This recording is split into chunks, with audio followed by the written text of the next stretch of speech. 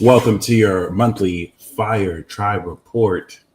This is the Peace Dealer, and we are going to break down this Virgo season for Aries, Leo, and Sagittarius. Calliope, welcome to the Eternal Vibe Tribe. I will, of course, for Eternal Vibe Tribe members, have the extended magic moon messages available. And of course, for my God Squad and Infinity Club members, all the planet and sign videos up until Saturn are available. Okay. Let's see. What was that?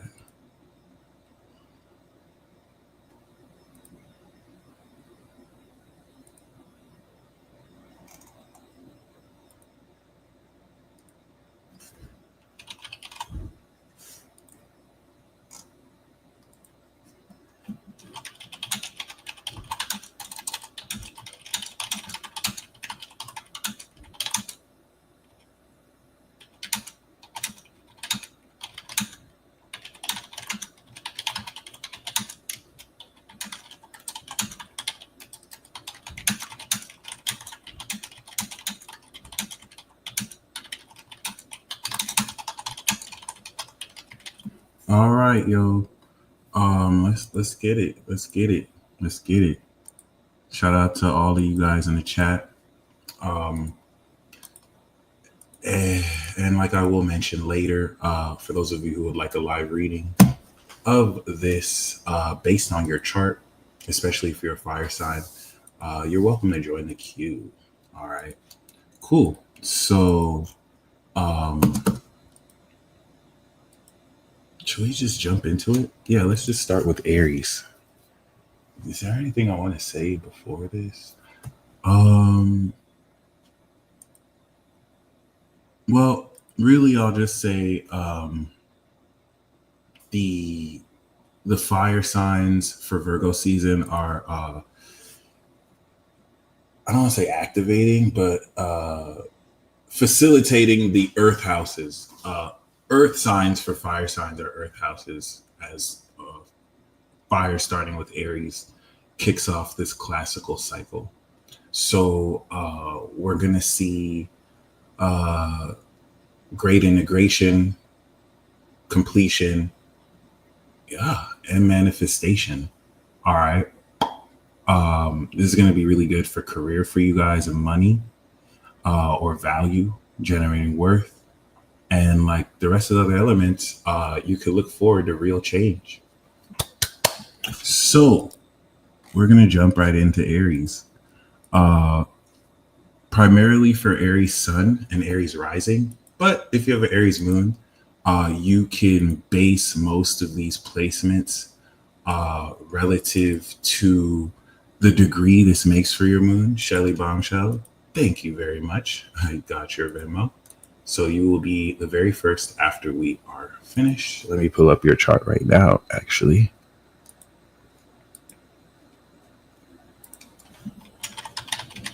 Oh, thank God.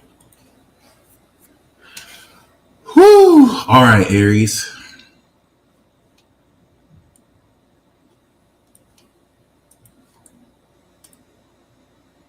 Thank you, Mad Darling, for tuning in. Oh, okay. We got Aries in the building.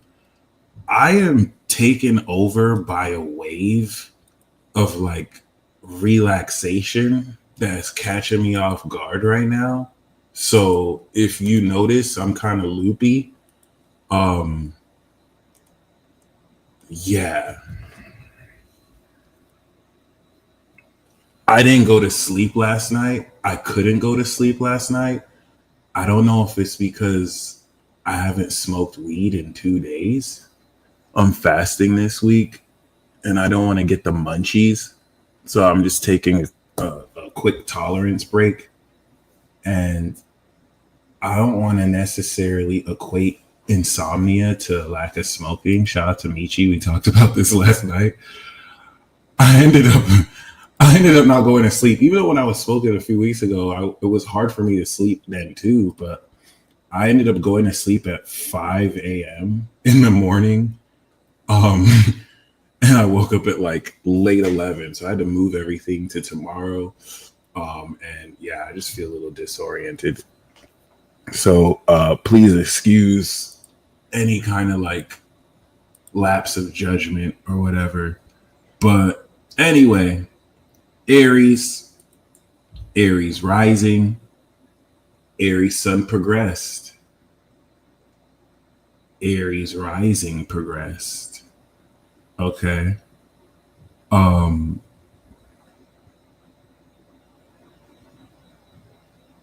Bro, that's crazy. Like if you fasted this slowly, you're a real deal. Cause I can't resist the munchies. Like that hunger just kicks in and then boom. Anyway, um, congratulations, Aries. Saturn and Neptune is in your sign.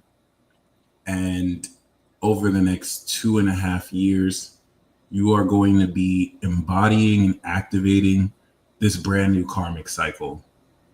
Aries risings and progressed Aries risings, you're actually embodying this new world order cycle by embodying the authority necessary to really guide others through your individuality. And if you take into the last 2 years into account where the North Node was in Aries, and we had those two I told you so tours in October of 2023 and 2024 or 2022 and 2023. Was it 2024? Maybe it was 2024.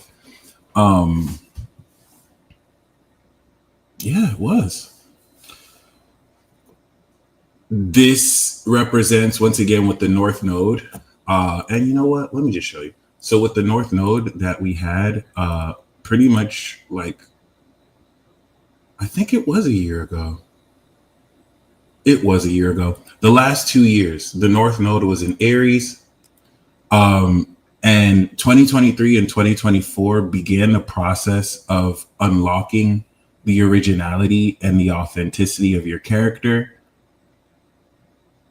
departing and rebalancing connections with others that align with this sense of authenticity.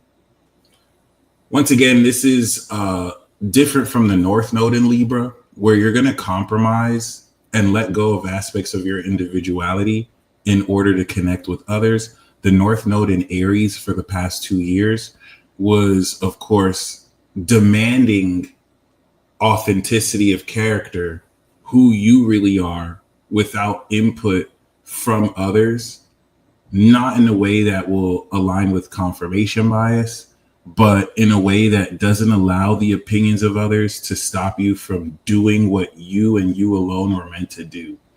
I think it's important to really speak on the significance of North Node and Aries for you, Aries, because if you understand that that North Node chapter prepared you for now Saturn to go through, which is effectively producing construction on the level of integrity you're going to be inheriting.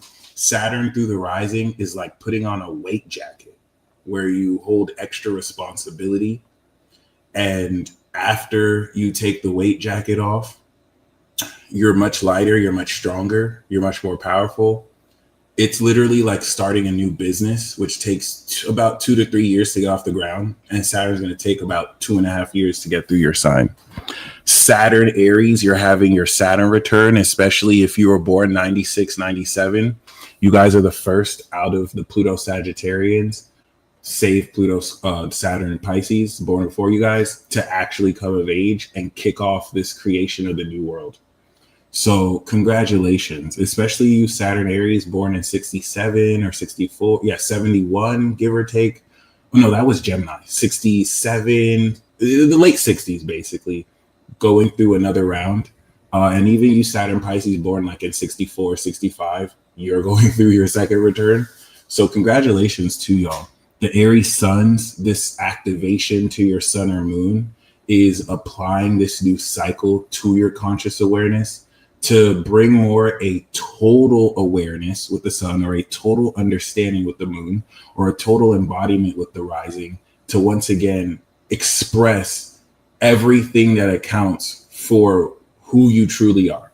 Okay. How you reflect this towards others. And the thing with Saturn is you're holding yourself accountable to maintain integrity in who you are, even if other people around you or circumstances close doors and opportunities because you don't wish to compromise that, or open doors and opportunities because they align with who you are.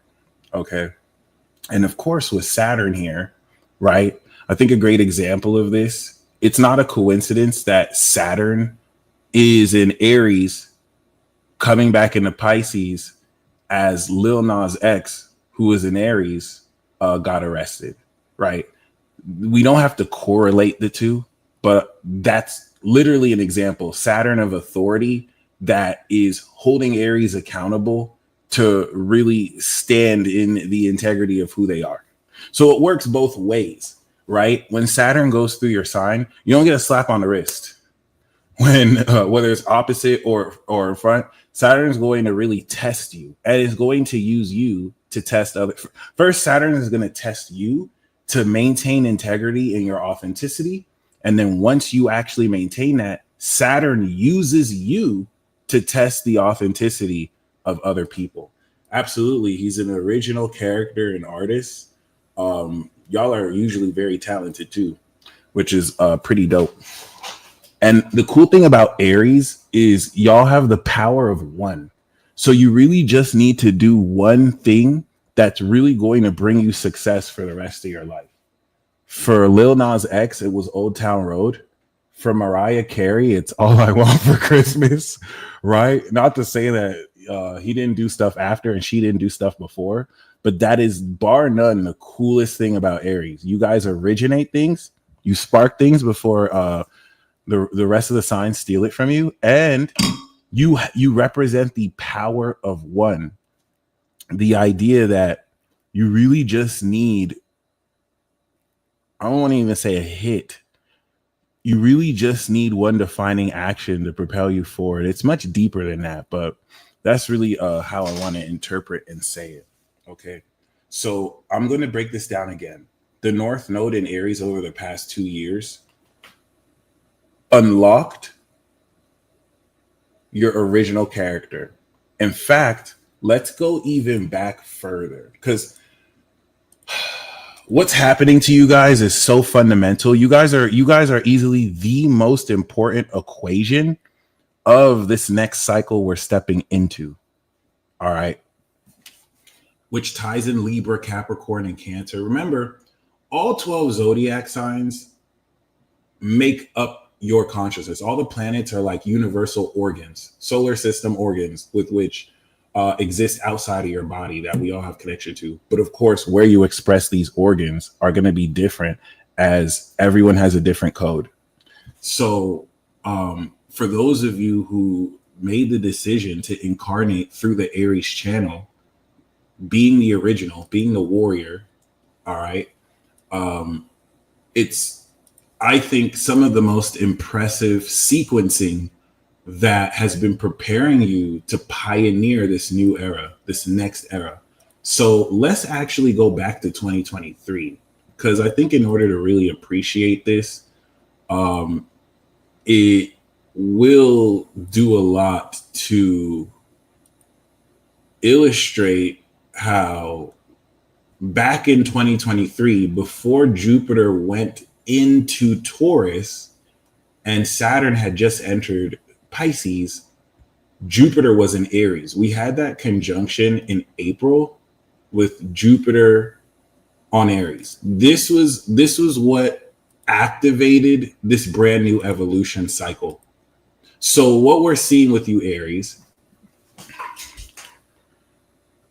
the self-concept of who you are expanded to the next level. So let's say you're a room, right? The room that you are, the walls got broken down and the room got majorly expanded. So this represents the principle that relative to the past 12 years, 24 years, 36 years, you, in being yourself, now do more and you can accomplish more. There is more room and space for you to express who you are. Okay. You have expanded, leveled up, and evolved. Okay. Now, once we leveled that up, once we expanded this space coming into 2023, this is what led now to 2023 and 2024, where the North Node, of course, was in Aries. And by then, Jupiter was in Taurus and Gemini. Okay. So we know we expanded who you are. We expanded the original power you represent. And then in this expanded room, the North Node of Destiny went through and unlocked this new original character, because that Jupiter conjunction was literally activating this next level of yourself. Then the North Node unlocked this unplayable character, right? Which for everyone represented authentic actions you're destined to take. All right. And you know you're destined to take it because it actually comes authentic to you. You're not doing something you are influenced to do by others. This is literally you. Yes, it can also represent the expansion of the nastiness of someone. So the expansion isn't necessarily just of good or bad things.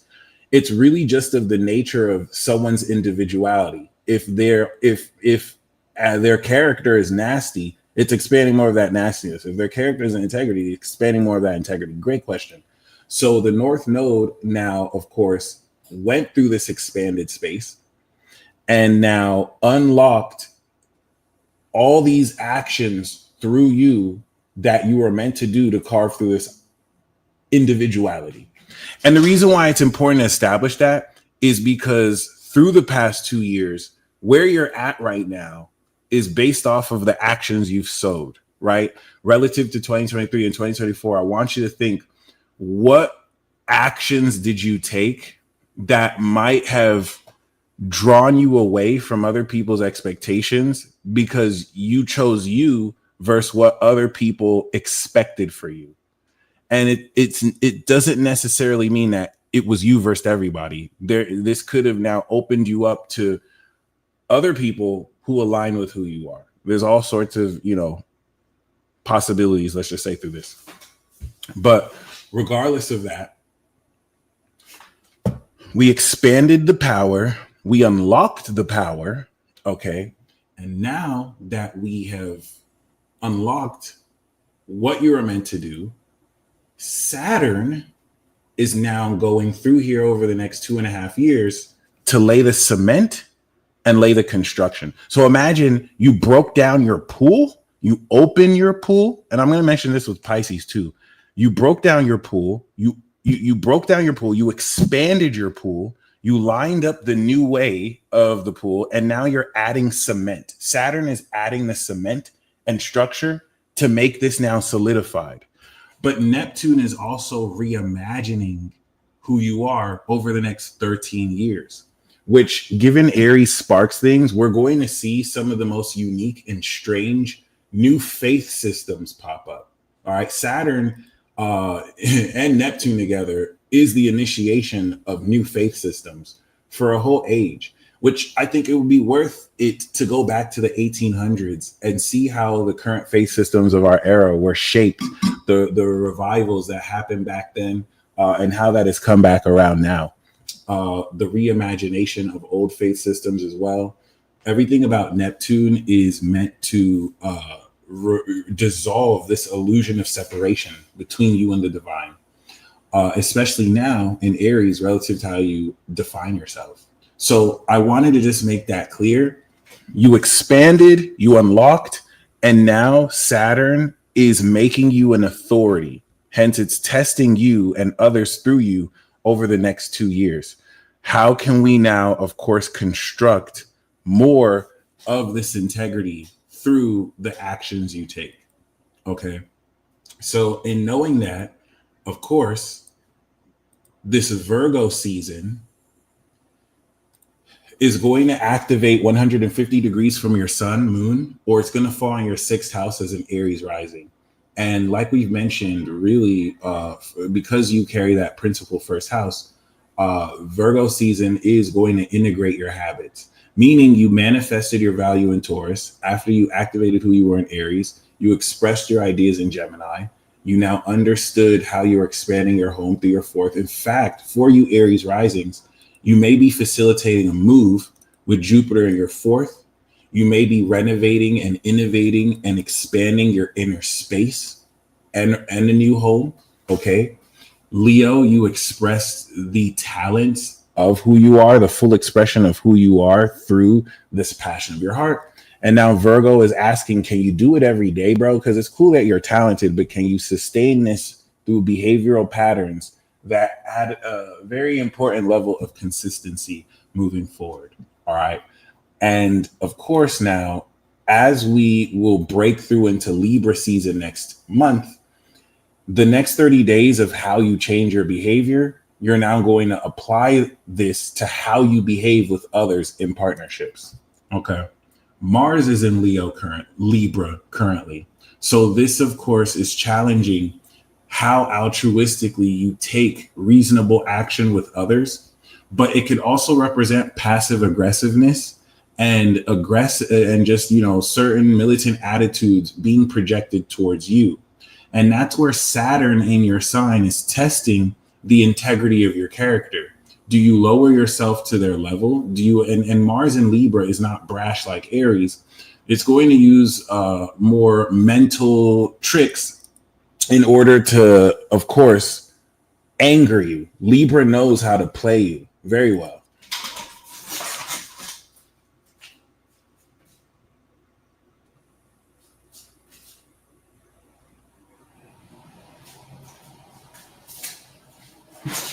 Libra representing society, and Libra knows how to use society to trigger you and to have you really lose your temper so that you can probably fall back into ways that bring out darker sides of you.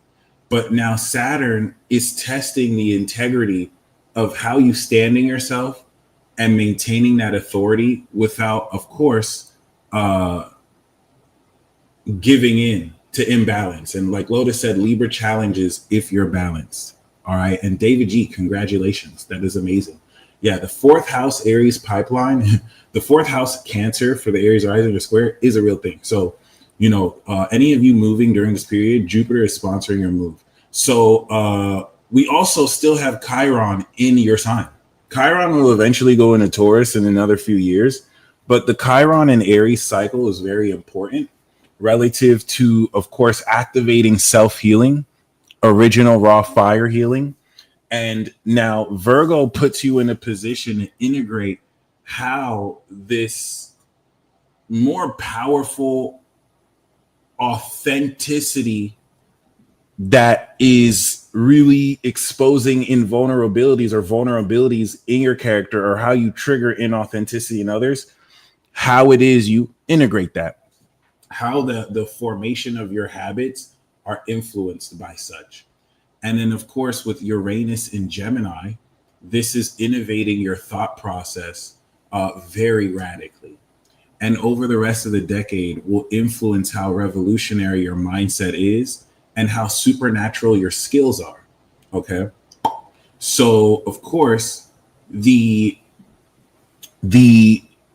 trine with Pluto in your 11th is awakening community around you that is guided by your revolutionary mindset and ideals. And that's where the retrograde of Saturn back into Pisces and Neptune back into Pisces is actively testing this integrity of your belief systems and really revisiting unconscious habits and patterns. Now that in Virgo season, you are forming new habits and patterns to make sure, as you are, of course, defining a new lifestyle, you're letting go of old beliefs that no longer align with that lifestyle. Okay. The moon in Sagittarius first quarter square is going to show you how your philosophical approach is beginning to show you how your habits are changing. And then the full moon is going to really revisit this understanding of your beliefs about yourself and whether they match with your habits. So that if certain ways you're behaving don't match with what you believe, you can change those beliefs or habits in order for them to align. Then we're going to complete the transit with Gemini in your third house so that you can understand how your mindset shifts in alignment with these habits. And then we have the final new moon in Pisces opposite Saturn in your 12th, so that, of course, through that eclipse, we can not only activate this next level without training wheels of the new life you're going to live before we apply this towards others. And as you can see, Mars will pretty much be at the end of course, Libra. Immediately begin to be aware of how you've been acting towards other people. So with the South Node and with the eclipse, that's what's going to bring this destined element of your entire life changing and carrying that forward until March of 2026, where we'll have the next eclipse in Pisces season. Okay. Which will revisit how your unconscious habits have been fully released, how your beliefs have been changed, and how you're ready back in Aries season of next year to sponsor the Sun, Saturn, Neptune conjunction. Because this year it happened at the end of Pisces. Pisces sponsored it. So, of course, this is where we're going to start next year, and you're going to officially activate that cycle. So this is a phase out for you.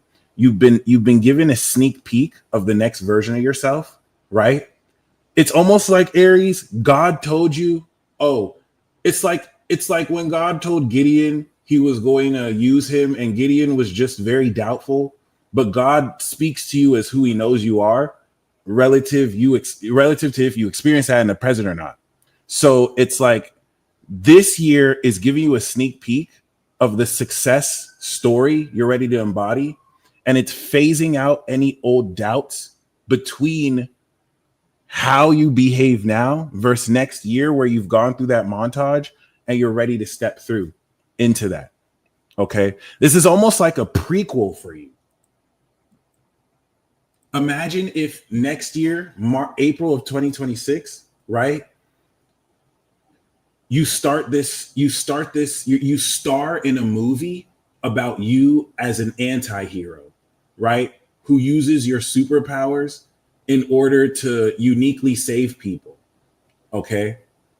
This year is about how you became that anti-hero, where you always had these powers. Like next year, when you do this movie, you're using your powers. This is an example. You're using your powers. The whole movie is you using your powers. But this year is the prequel to that movie next year, where you were going through the process of doubting whether you could be this person who's using these powers, whether it's okay to be an anti-hero, right? Whether it's okay to go against certain facets of status quo. You had to remember who you are. Next year, you're activating this next chapter of who you are. I think that's the best analogy that I could use. And so this Virgo season is preparing to now unlock and release an old way of life forever, so that you can now imagineer a brand new lifestyle. And that's where that opposition of Saturn in your 12th is going to realistically make sure that the belief systems you really committed to maintaining since March, you have reflected into your behavior. Okay. Next, we have Leo. All right. And wow, we know that for Leo, Virgo is the second house of self-worth and moolah. Okay. I've been excited about Leo transits and woke ones. Thank you so much. I wasn't sure if I dragged it on. Aries, I'm glad that was accurate for you guys. I've been excited about Leo transits solely because you guys, I think, have had some of the best 10th house lore Now Virgo has Uranus, but of course, coming into this year, you guys have had Uranus in Taurus for a minute. Okay, if we literally even go back 6 months, Uranus has been Taurus since 2018. And it's important to understand that and if there's any Leos in the chat, please confirm this for me. Shout out to Karen. Leo rising, especially because Leo risings, Taurus is your 10th house. If we're using an equal sign system, even if your AC is like in Aries or whatnot. So confirm this for me, Leo, because I do feel that since 2018, Uranus in your 10th house in Taurus is manifesting the quality of your legacy and innovating it in a way that nobody can really take from you, relative through pioneering stuff way ahead of its time. And that whole lesson of Uranus through your 10th house was being this social performer, because you and Libra are the heroes. Leo is like the stage performer who inspires others, and Libra is the activist. Virgo is the healer. Scorpio is the psychologist, right? I mean, anybody could be a healer. So, I mean, I'll just say Virgo is a healer. But regardless, Uranus in your 10th house has not only been innovating your legacy, but it has been preparing for the most unconventional manifestation of unexpected windfalls of income. So I want to make sure I explain this very well. The nature of your 2nd, 6th, and 10th house is the nature of your money. Okay.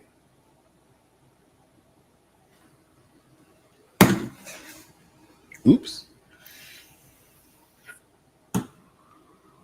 The nature of your 2nd, 6th, and 10th house is the nature of your money in the 2nd house, your work in the 6th house, and your career in the 10th.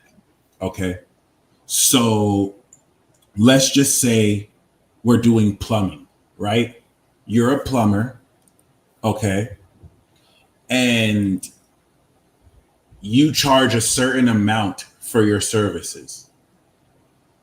That's your 2nd house, what you feel you're worth.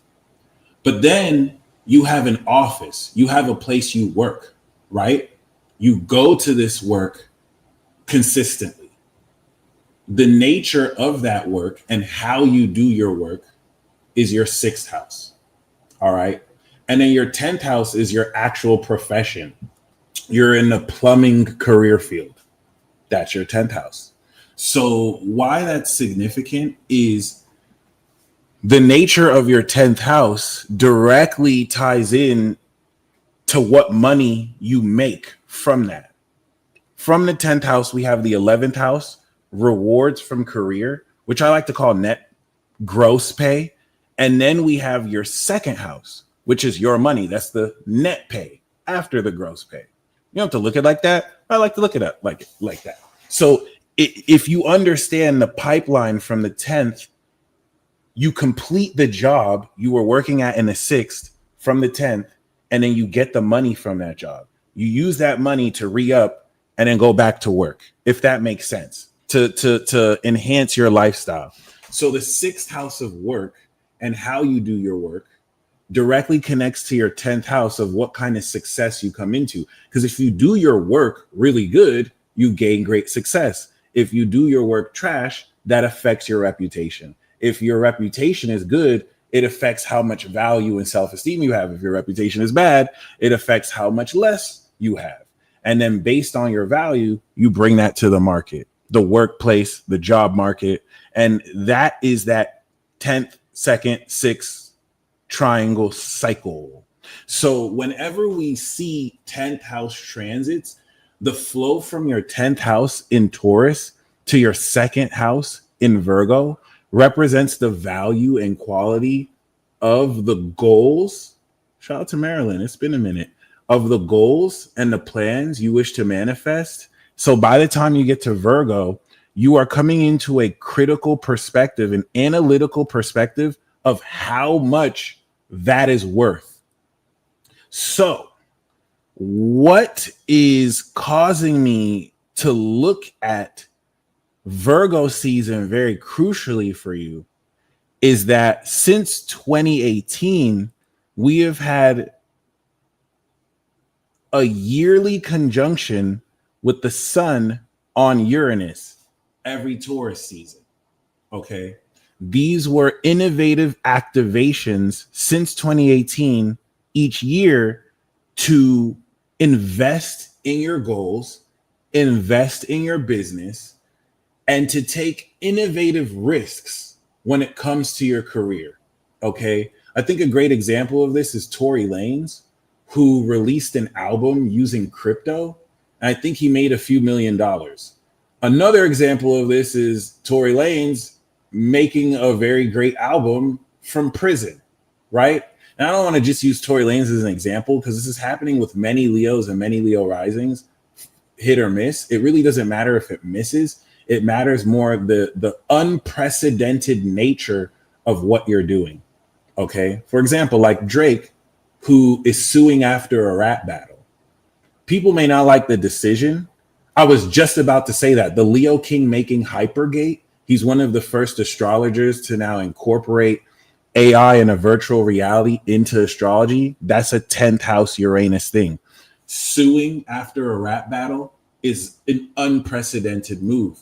And while I may not agree about that being a cool thing or a right thing to do, I think the very fact that it is unprecedented means it was meant to happen in a certain way, to push the boundaries and to see what happens. Okay.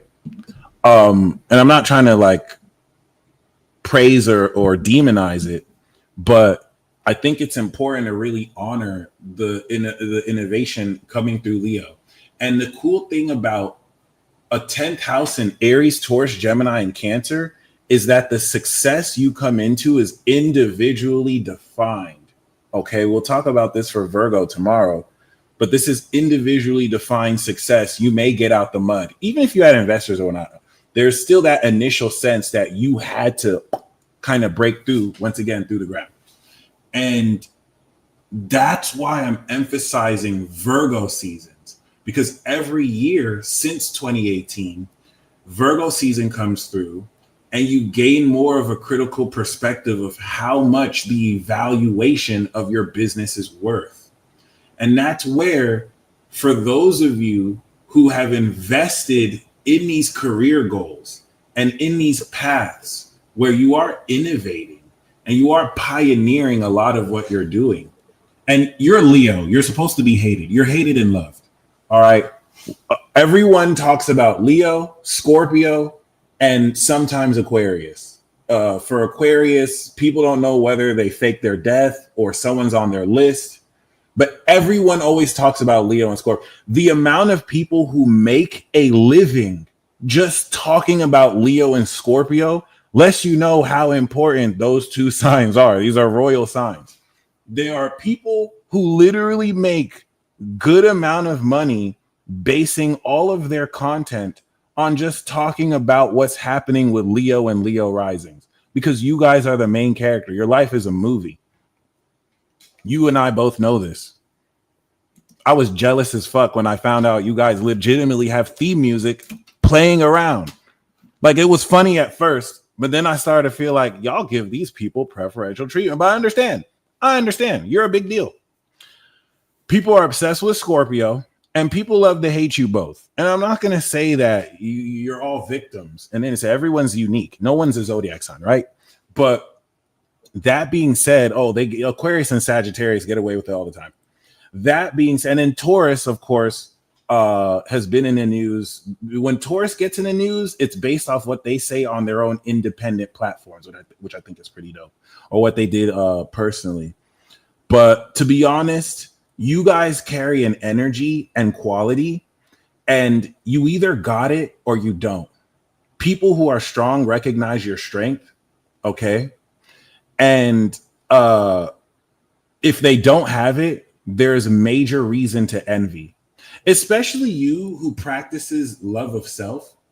Leo is narcissism, And there's a difference between narcissism and narcissistic personality disorder. Everyone has Leo in their chart.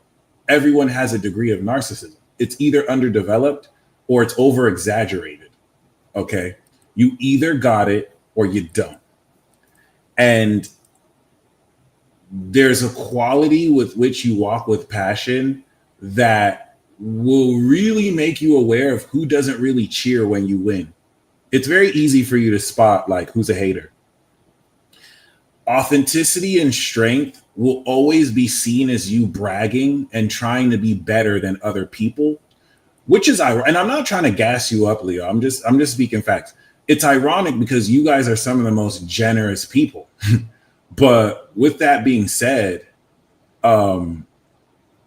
it definitely puts you in a position now that Uranus is in Gemini and you have completed and this is the most important part. You, at the end of Taurus season, had the Sun Uranus conjunction at 29 degrees. Regardless of this, if this falls immediately in your 10th or not. And Carrie, I got your Venmo. Thank you very much. Did I get that Cash App? Someone said they sent a Cash App. That 29-degree Uranus in Taurus. Okay. Yep, I got the Cash App, Clarice. Thank you. That 29-degree Uranus in Taurus, okay, is the final level of this innovation. And so this 29-degree conjunction at the end of your second house, and we're using whole houses as a psychological analysis. Placidus is really good for transits, but let me cook here. I got you. Okay. I don't think you understand that there's an avalanche of wealth you're getting ready to unlock. Because the whole notion of the South Node in your second house, you have social value. Okay. You have actual real magic. A lot of people don't know that. Mutable signs are magic, but fixed signs have magic. So Leo is very subtle with it. And because Virgo is subtlety, but you not only manifest very magically in a real practical way, but you're using your own social value in order to invest in other people's beliefs. You're taking real facts about what you're worth so that people in the 8th house in Pisces do not use beliefs to almost undermine your value. So, Aisha, I got your Cash App. Thank you. So I want, and for anyone else who wants to join the queue, if you want me to break down your chart, especially if you have fire sign placements, we will look at Virgo season based on your chart. Now, here's the thing. I want to ask you 2 questions. The first question I want to ask you is,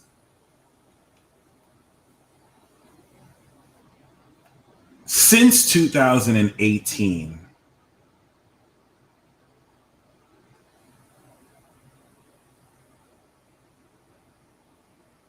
how do I want to say this?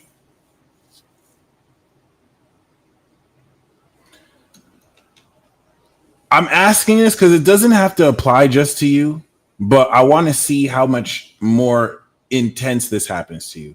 So I want you to comment, Lion, if there has been an exponential increase since 2018 around this undermining of your value and this diminishing of your success, almost as if what you are attempting to achieve, people may have looked at you crazy. And I want to say that because that's not limited to just Leo, but I want to see with Uranus in the 10th, your reputation and the direction you've kind of gone through.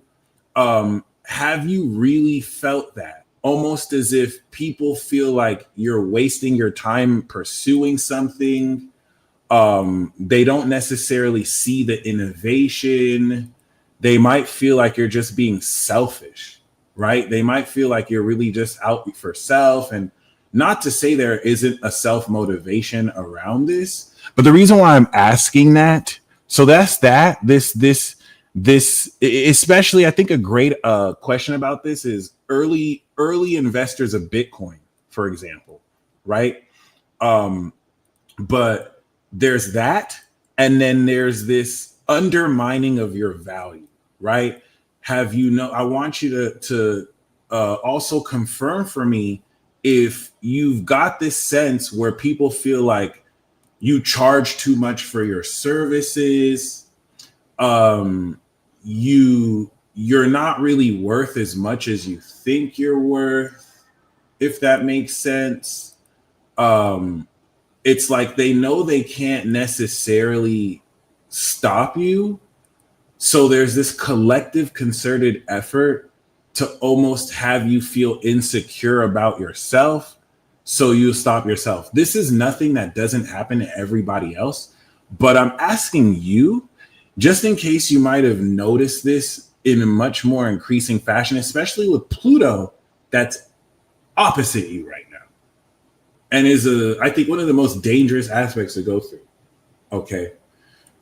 The reason why I'm mentioning this is now that Uranus has made it past, and you know what, Shelly, I'm glad you said nope, not here, because it's not impossible for there to be a much more supportive angle to this, where now you're experiencing maybe the opposite, like people really, because it's not like there aren't people supporting it. For those of you guys who commented line, I don't want to discount people who are supporting you, but just this sense of undermining. The reason why I'm saying that is over the next 2 years, this is getting ready to turn around, because I don't think people understand. Remember, I'm using this analogy of signing a new contract, leaving an old major label, becoming independent. And with Leo, I like to use this example of you are the main character of the movie. Producers love you. Producers love you because they bill you on their productions and they know they're going to get money.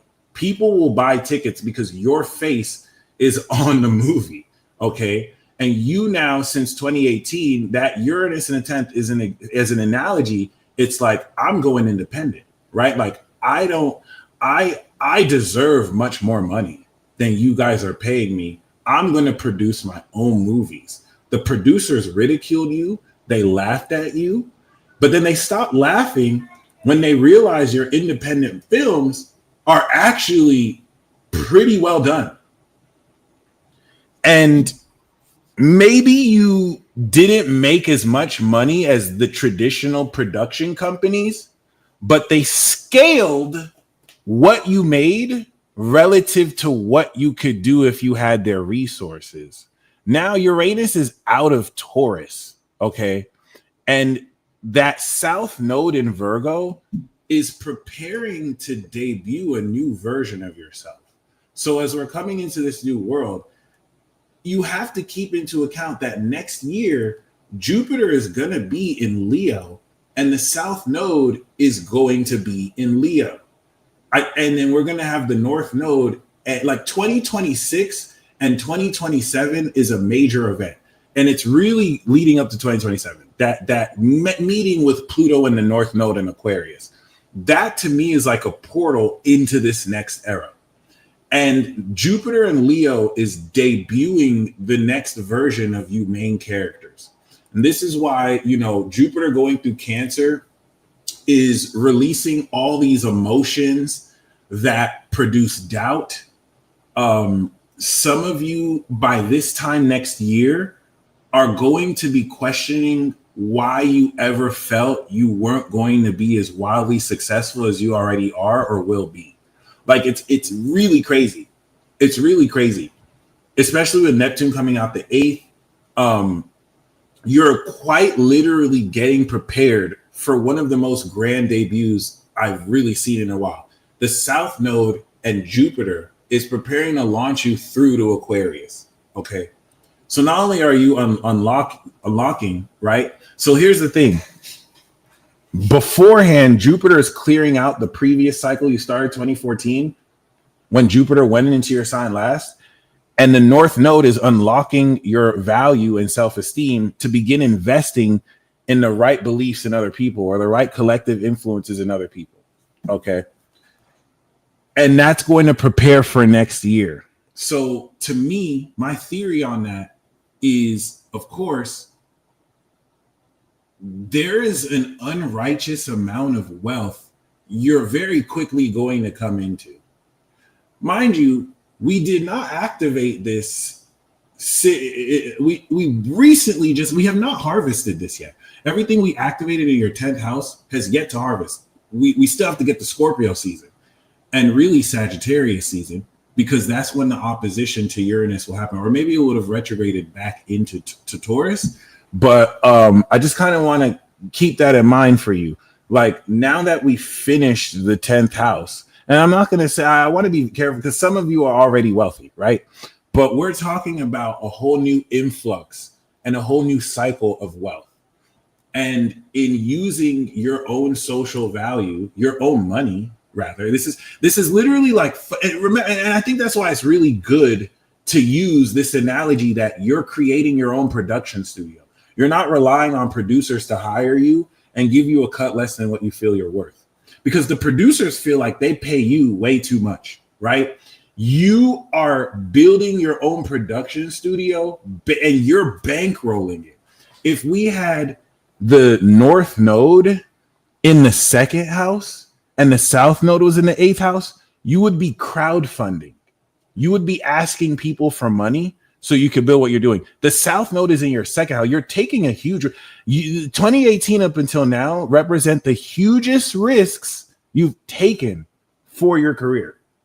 And you are bankrolling this entire endeavor to make or break it. And that's where now that final conjunction with Uranus in your 10th is coming in to provide the final manifestation of how you're going to shape your behavior around your wealth and what you're worth, around the real liquidity that comes as a result, and being prepared to break through how this works. And now let's compound this further. We had that eclipse in your 8th house of other people's money, trust, intimacy. And the whole lesson that I've been warning you guys with Saturn in the 8th is you guys are superstars. Whether you're famous or not, you're the superstar. You're the main character. So you have to think like that. And Saturn in the 8th is testing. I hope you're trusting the right people, especially if you're a Leo rising. I hope you're trusting the right people, because you may be around the long with you. I don't think people will play the long con with you to steal every single dollar you have. And it doesn't have to be that. Like, Saturn through the 8th could have secured the resolution of trust issues. And the positive thing about this is now you're with someone you could trust for life. But the trust issues that were meant to be brought up outside of just relationships, but even who you invest your own value in and your own skill and understanding, is literally preparing you for ungodly amounts of wealth and money. I don't even think it's entirely just through money. Bonds, assets, stocks, crypto, especially stocks and crypto, right? So let's just say Pisces season, you out of faith made investments in certain others in this collective belief, but let me not try and be too literal. Let's just say you made very important investments. Virgo season is your return on investment.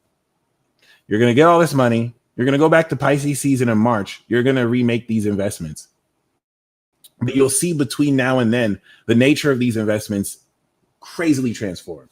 And I cannot shake the feeling that you're about to get a lot of fucking money. Excuse my language. Like you're and the thing about this is that this is wealth that is coming uniquely from what you built. This innovation of your goals and your career and what legacy you have grounded and are meant to manifest. So I think that's pretty dope. And that's where through the past chat, ironically, this could have looked like hemorrhaging followers and losing a lot of money, because there's an adjustment process that occurs as you're shifting, where you are releasing space of people who may no longer trust or apply with you to bring space for more people to come in. Okay. Something I definitely want to kind of illustrate. Of course, Virgo I mean, Venus and Mercury are going to be in Leo before they go into Virgo at the end of the transit. So, as of course, we start this transit, Venus and Mercury in your sign are going to really align this passion and how you express and polish your wrapping your mind around what talents you're expressing, and of course how you polish the beauty of this. And as they go into Virgo, this is just going to add more tangibility to the wealth you are actualizing and coming into. And that's why I appreciate the fire signs, because you have earth signs in earth houses. So this is physical, material, assets, money. Like, it's really going to change how you can manifest the lifestyle you can pretty much bankroll or have. And for some of you, this doesn't have to look like having money in the bank. Like, a lot of you have so much charisma. There's so much stuff people will do for you and with you without you having to pay them. So this is also redefining how you really express your value and worth. Okay. Thank you, dude. Thank you, bro. Very, very important. So the 2 new moons we're going to have are going to, of course, activate initially the first one, this change of your self-esteem. Because after this season, the way you believe in what you're worth and demystify how others try to diminish your value is going to, in a very quick 2 weeks, completely eradicate that. Remember, Jupiter in your 12th house or behind your sun is going to release stuff that's no longer meant to be in your life. And that could feel like you're dying. That can feel like you're losing out on opportunities. It's supposed to feel like things are falling apart because you are closing out the last chapter of a 12-chapter book you started 2014. Next year, you're debuting a whole new season series. You own your own production schedule. Like, here's a good analogy. Here's a good analogy for what you guys are doing, right? It's like you have a really great independent album, but you don't want to give it to your label. You probably sign like a 3-album deal. You have one more album you have to get out the way, but you have your baby. And so you're basically getting that's what this year is like. You're getting that last album out the way so you can end your contract. And then next year, you really now establish the project with which you've been working on for years. And that's going to secure you for the rest of your life. And that's the importance of Uranus and Gemini, because now Uranus in your 11th house is going to innovate the virality you come into, the rewards you gain from career, and how unconventionally all sorts of people contribute towards your success. And that's why you needed to build this practical foundation of a ship and career, so that once you go into the 11th house, you have something solid for people to rally around. Okay. So the new moon in your second activated new money, new self-esteem, a new behavior and habits around how you manifest. The square to Uranus, of course, in your 11th is innovating how the true connections you're making radically revolutionize how much more wealthy you feel you are, how much more your behavior affects your self-esteem, let's just say. Then the first quarter square with the moon in Sagittarius is going to now challenge you how to fully express these talents relative to how your behavior around your self-esteem is changing. Because the more confident you feel in yourself, the more creatively you can express your talents. If I am not confident in myself, I'm not gonna sing. Now throw your hands in the air if you just don't. But if I feel I'm the shit, throw your hands in the air. You get what I'm saying? So that's that. Boom. And then we're going to have the full moon where now that you have more healthy self-esteem, this enables you to invest in the right people. This is going to help you understand whether the integrity you're holding space for your boundaries, which Pisces is boundaryless, which is why 8th house Pisces is very difficult to go through. You never really know who you can trust until you surrender to this trust in yourself.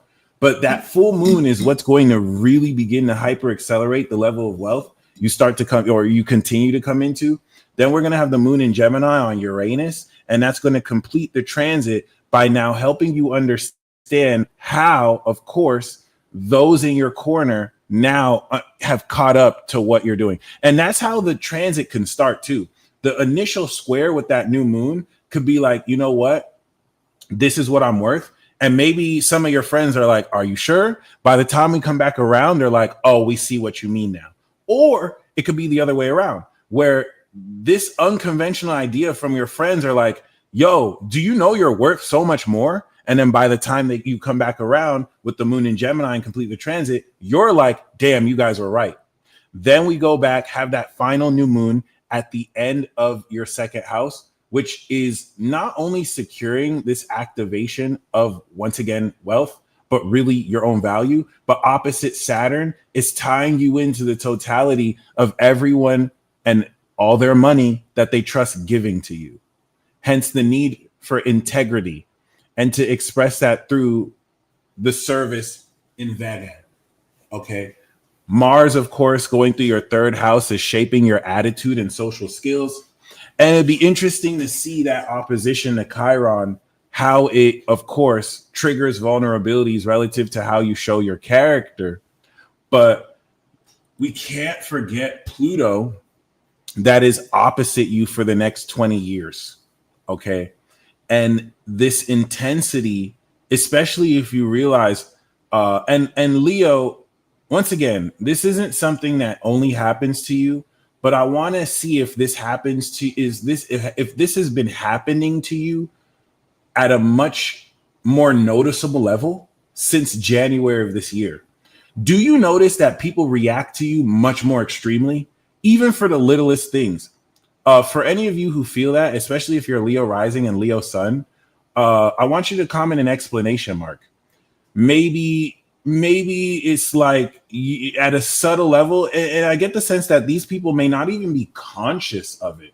I don't think it's almost like some people may hate you, but I don't even think it's like a hate thing. It's like your presence is triggering unconscious and unresolved jealousy from others, envy from others. And it's like, it's almost as like you can see through into the darkness that they are. The reason why I want to be careful with what I'm saying is I don't want you to think like you're a victim or like everyone's out there to get me. I want you to look at this as like this unconscious influence that most people are just puppets to. And people who open the space to allow them to get at you. Does that make sense? So you know that your enemy is not necessarily flesh and blood, but people who have that darkness in them are being used to kill you. I mean, to really get at you, right? This is good. And this could be with people who love you or people who you're used to really having a good time amount around. It's not just like one-on-one. It is a collective conscious influence. Imagine if the entire collective consciousness can use people as puppets, can channel through anybody, and people who do not have the space, maybe for like negativity or hatred towards you unconsciously, can't really be possessed to do that. And I don't want to open up that it's just negativity, because for some of you, it could be extreme obsessiveness towards you, maybe an extreme love, right? This is just the nature of your energy and frequency. And the purpose of that, which with you were sneak peek with Saturn and this integrity check, is to prepare you for this next round of intensity. All right. You don't have to use that analogy, by the way. That's my understanding of it. I like to use very extreme fantasy-esque scenarios, but I think you guys will have a more realistic understanding of what that looks like and what you're going through. But yeah, really, the only thing I can say here is moolah. Like, I can't shake the feeling that the way you make money is never going to be the same again. Explicitly dependent on, because how it is you invested in your career since 2018. Okay. You made risks since 2018 that people really looked at you like you were crazy for. And now you're about to be so much more wealthy because of it. And I get the sense that this is a long-term wealth that really goes off of what you individually built. And I think that's fucking awesome. Last but not least, before we do the live readings, we do have now, Janarian, I got your Cash App, fam. Last but not least, we do have Swaggitarius, Sagittarius. Okay. Whew. Well, we know that Virgo is your 10th house. And the 10th house is the house of success.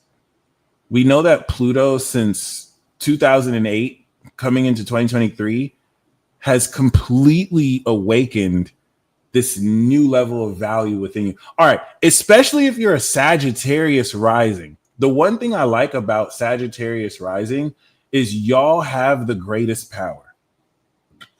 Sagittarius risings, and even Sag Sun to a degree, y'all have God level power. And I think it's time we talk about this. And if there are any Sagittariuses in the chat, I want you to confirm this for me. Sagittarius manifests Capricorn. Okay. That, and if you think about it, Sagittarius is the creator. It's the archetype of the creator at the God level, right? With the all-seeing eyes. So Capricorn manifestation is almost like materializing it instantly, right? And it's representative of an incredible level of self-esteem that at its worst can have you be mercilessly harsh on yourself, but at its best enables you to manifest literally the greatest things. So Pluto going there since 2008 was torturing your self-esteem. It was torturing you in order for you to awaken this unfuckwittable sense of accepting your value and worth. But my theory and question for you is that now that we're in 2024, right? And Pluto is in Aquarius, and now you have aimbot, which still terrifies me to this day that you have aimbot and Aquarius would hook you up with just such a crucial hack. Like, goddamn.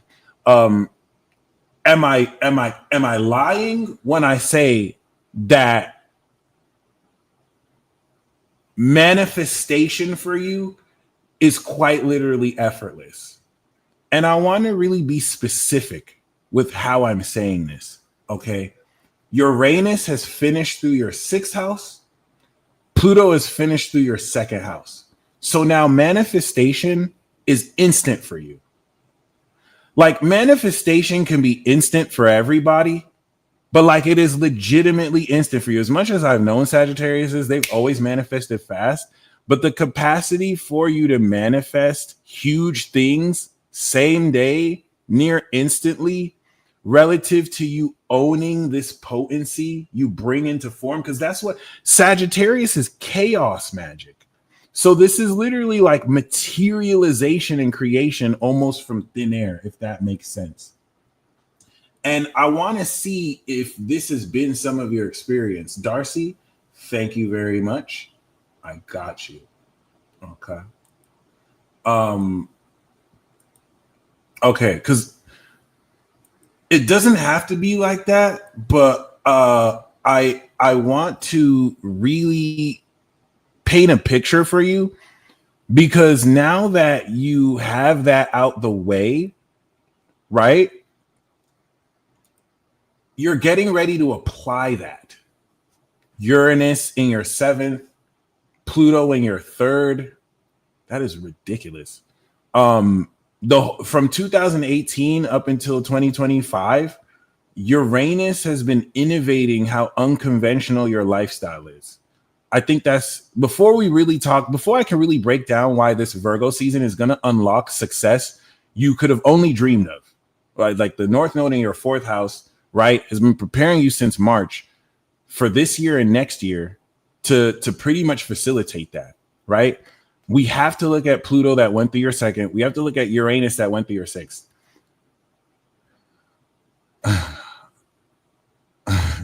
Okay. 2008 up until now was the full-on automation of your lifestyle. So as of now, your lifestyle is automatic.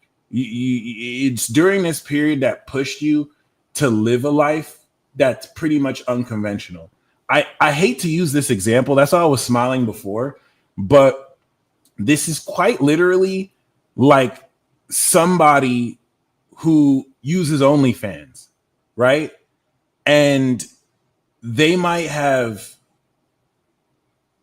thousands of subscribers, okay? But now with Uranus in their sixth house, it's all automated. They literally have an agency that messages all these people for them. Like all they have to do is just upload content and everything else is automated. And this automatory system was set up over the past like 6-7 years to where now they can literally set it and forget it. Okay.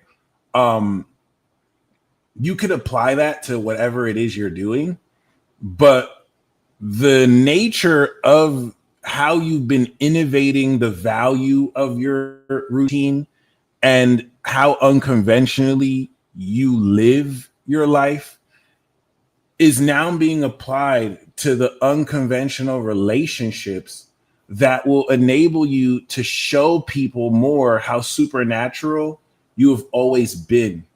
Because you're going to be, you're basically Libra back in 2010. You're going to be attracting crazies. All right. Like every Libra who I gave readings to when Uranus was in Aries didn't hesitate to confirm when I asked, are you attracting a lot of crazy people in your life right now? And they're like, bro, you have no idea, right? You're attracting crazy. I know, because I'm Gemini. I have no problem admitting we crazy as fuck, especially when we want to be. But when you put Uranus here, this is a diabolical level of crazy.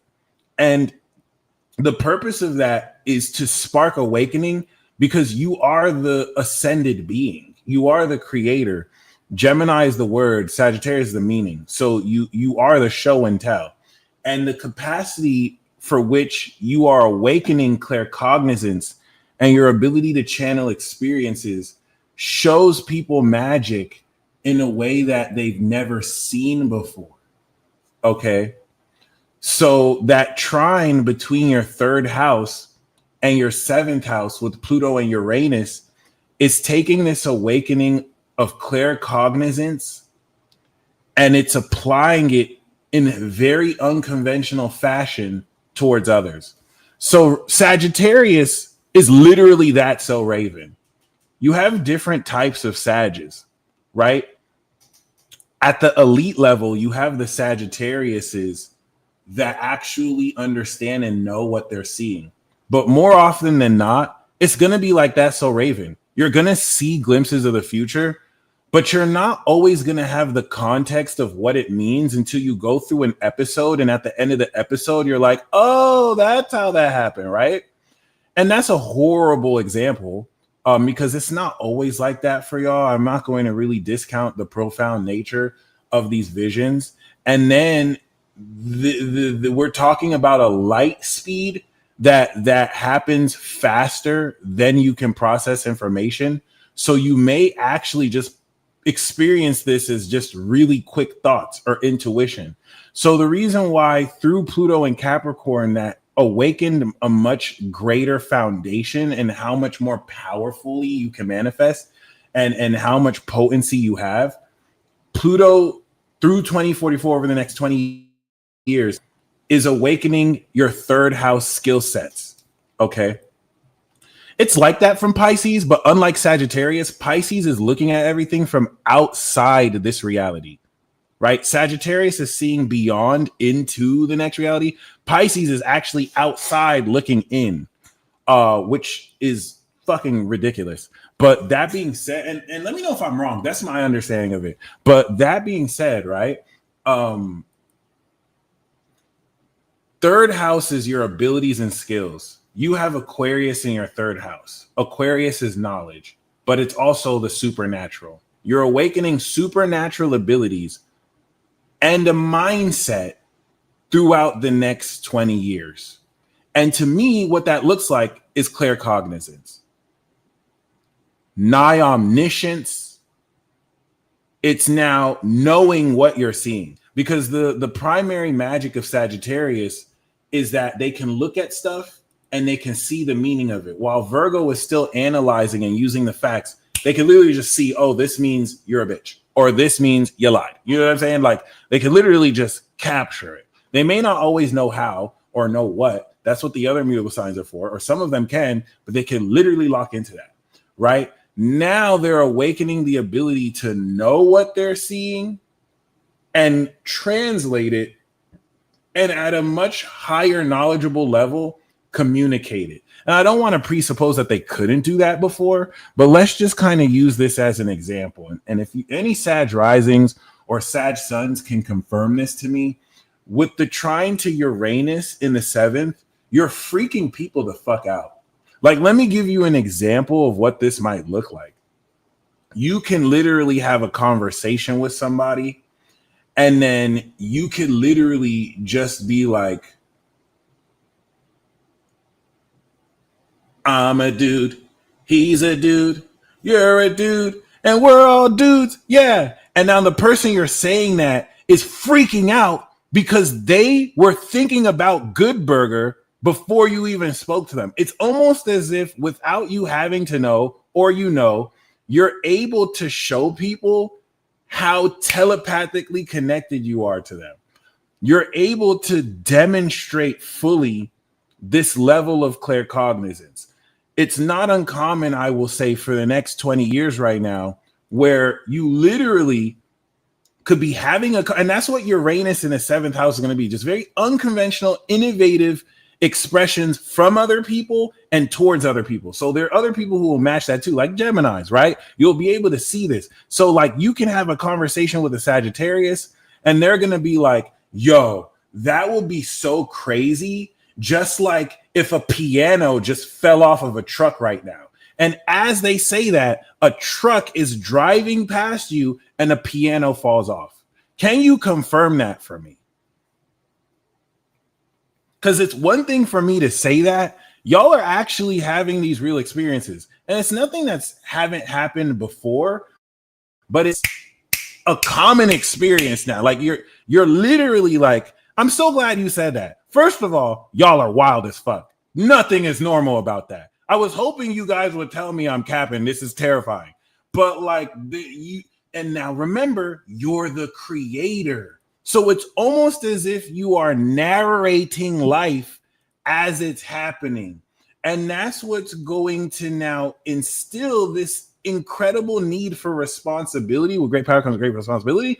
Because, Aquarius is the narrator that's just telling the story of life, but you're the creator painting it on the canvas, and then it happens, right? And I like how you guys are saying that's your whole life, because now there is a strengthened awakening of this where it's so much more noticeable, and it's going to be freaking people the fuck out. Like I have a Sagittarius friend where I'll just have a random thought of her and she texts me immediately. And it's been happening so much. At some point, I started to be like, what is off with y'all? Y'all, this is weird. In fact, shout out to her. I had given a reading to her ex, and I didn't know that they were on bad terms, right? This woman calls me up at like 4 a.m. in the morning. Okay. And then she's just like, yo, did you give this person a reading? I'm like, what the how did you know that? Because there was no way. She only saw 2 things. She saw I like someone's post, and then she was able to tie. Also, you ever see someone go from A, B, and just skip to X? Like, how did you get to X? That makes no sense. Like, she was able to just know. She was able to just figure shit out based off limited information. And I wasn't hiding anything from her. I just never told her. right? And that really freaked me out because I figured y'all were psychic, but like this is on some next level shit. I didn't know y'all were like that. It was just very interesting. It was just very interesting. It was just very interesting. Okay. So like everything you're kind of activating here is just the beginning that by the end of 20 years, you're constantly in sage mode. It's just like an unlimited Zen mode. Okay. I wish I could say that better, but it's very important to understand that Pluto trine to Uranus in your seventh. That's going to intensify and increase as you move forward. So that's where Virgo is now completing the cycle that you began, of course, at your birthday last year, at the end of the year. Okay.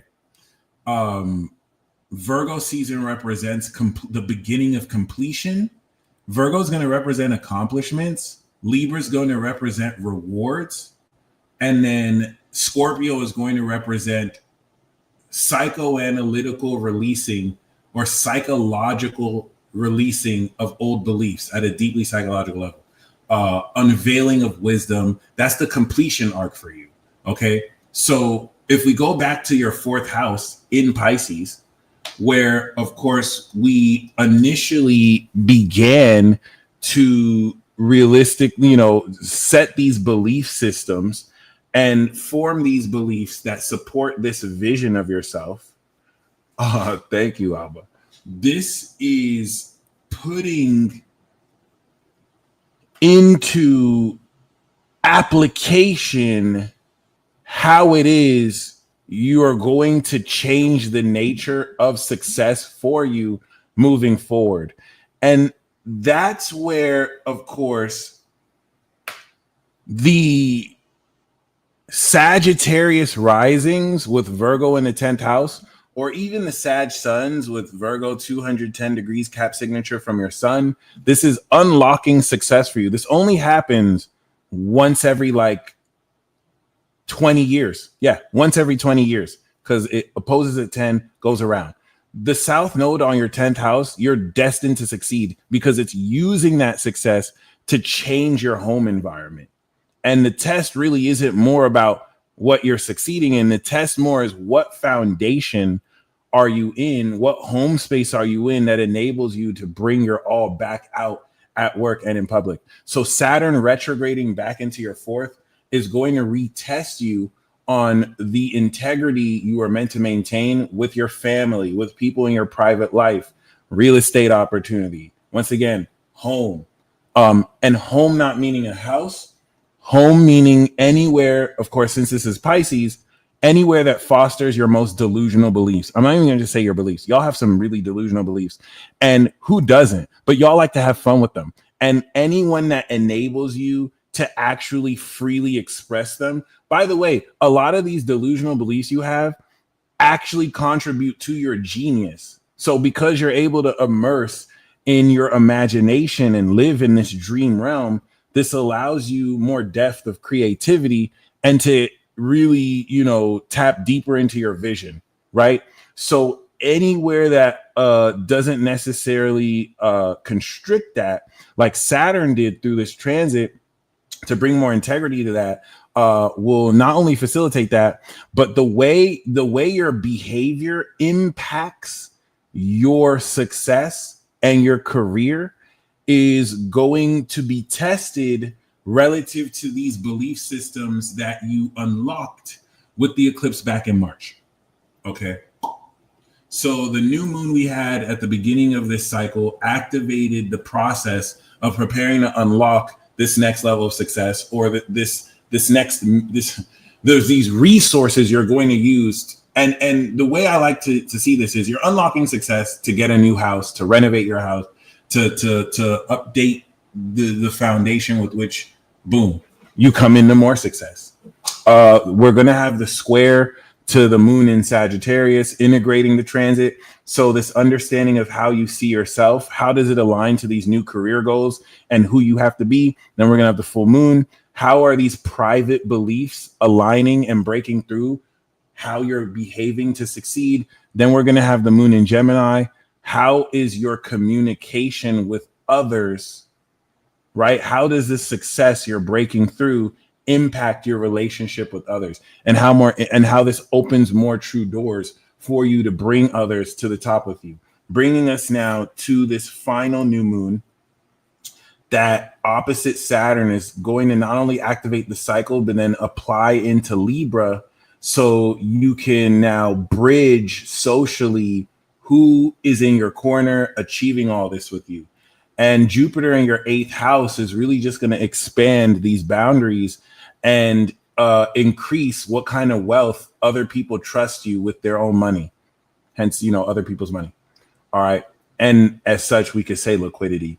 But I really just wanted to talk about that Pluto trine to Uranus in Gemini, relative to this just highly unconventional and supernatural quality that you are facilitating with. I don't know if you're trolling people or you're not aware that this is what you're doing. If you are a Pisces, I would know you're trolling people, even if you aren't aware of it, because Pisces is a divine troll. But Sagittarius, I don't know if you're fully aware of the fact that you're freaking people out. Like, you have this, and not in a bad way, but just in a holy fucking shit, like you're magic. Like, this is kind of crazy. Like, what's another example?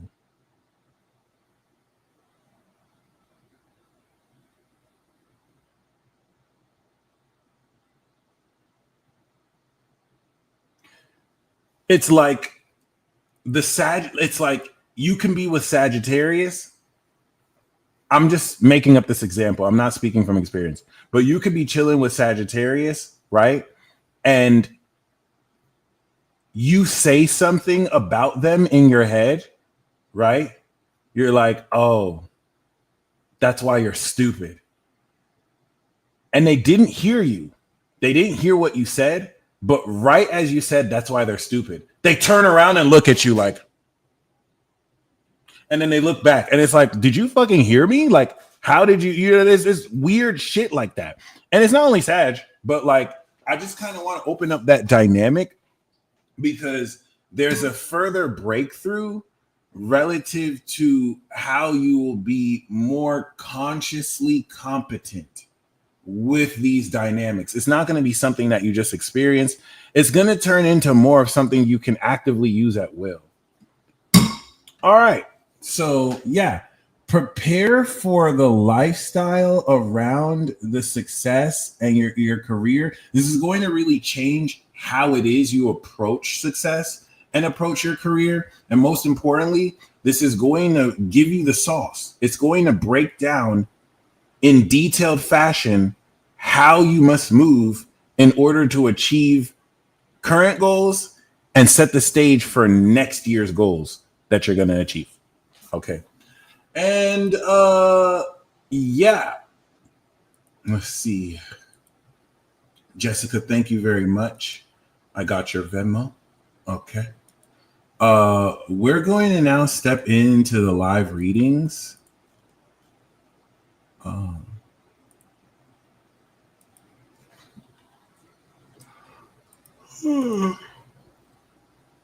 Okay.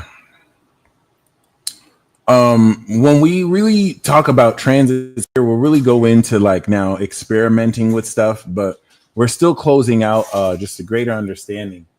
I didn't plan to take 30 minutes for each sign. I kind of want to shorten it to 20 minutes for each sign. So we'll do that moving forward. But yeah, I hope you guys enjoyed this fire sign report. And I'm going to, of course, do the live readings now. All right. So let's get this show on the road. Let's do this now. And Jessica, thank you for sending me your natal chart details as well. All right. So we're going to start with Michelle. Michelle, we know that, of course, you got the Leo rising.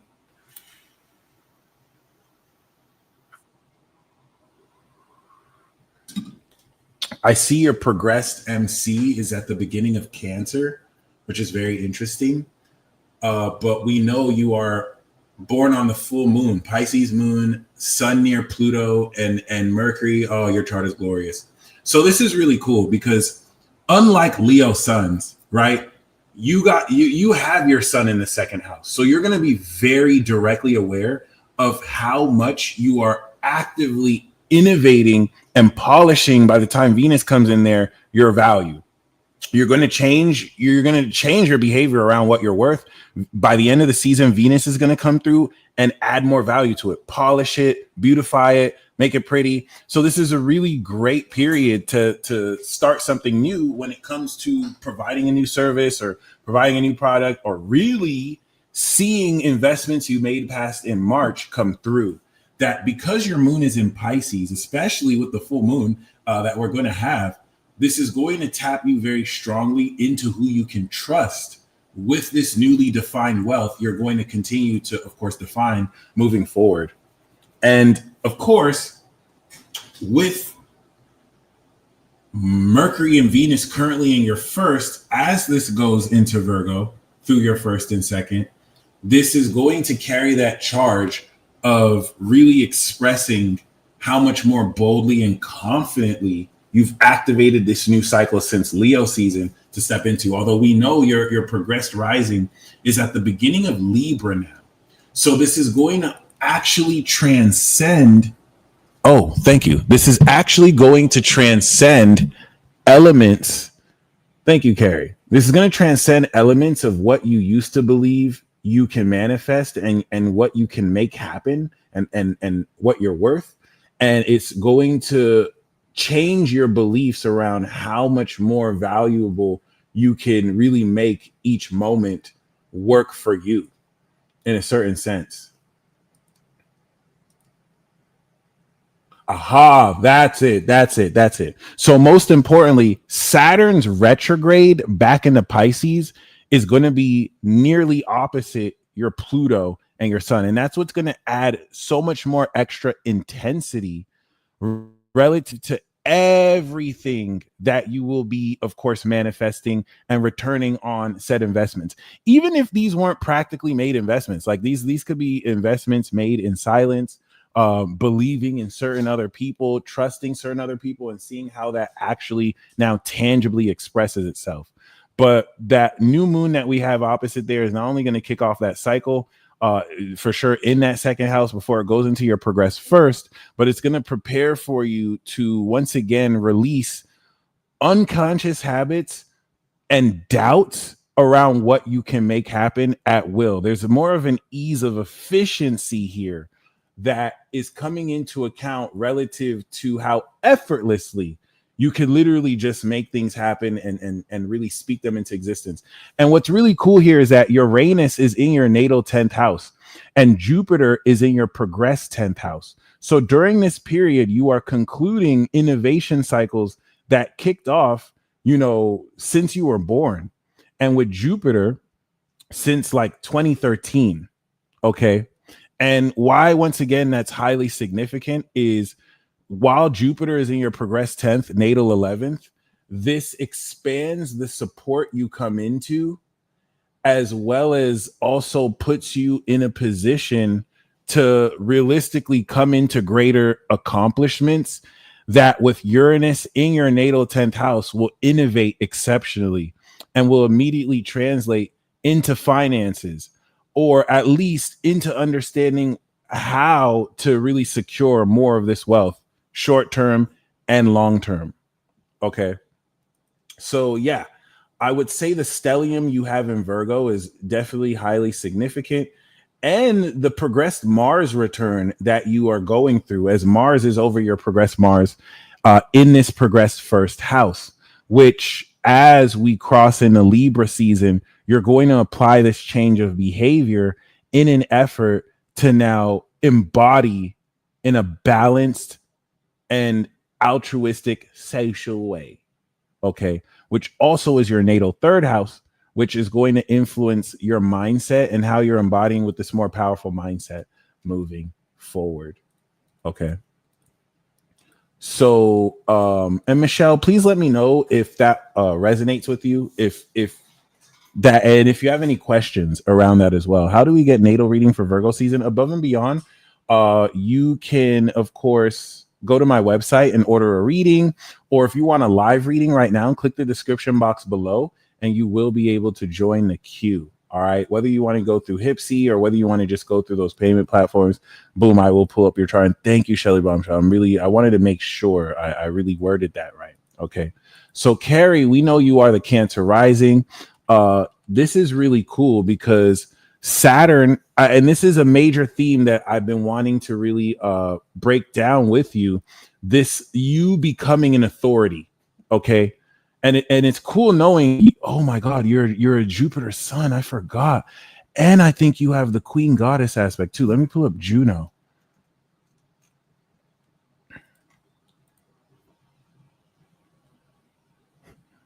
Yeah, okay, you got it in Taurus. So yeah, you were born after the conjunction of that Sun Jupiter, which is very important. But with that being said, we have Uranus near your Venus, right? We have Saturn exactly on your MC. And I would say this is the most important part of what's happening with you right now, currently.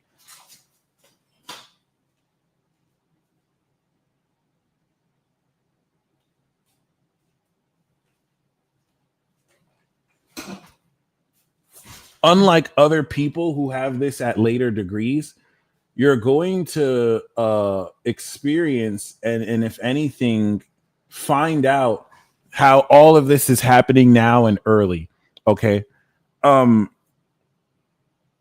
and Neptune exactly on that 0 degree Aries MC point is the construction that is establishing all the success that you realistically are going to be attaining due to the individual actions you've been taking.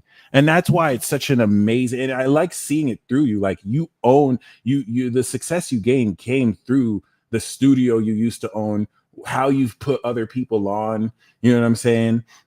Any challenges, any seemingly fallbacks or setbacks are quite literally working in your favor. Like Jupiter, Zeus, that representation has blessed your legacy in this lifetime to always expand forward.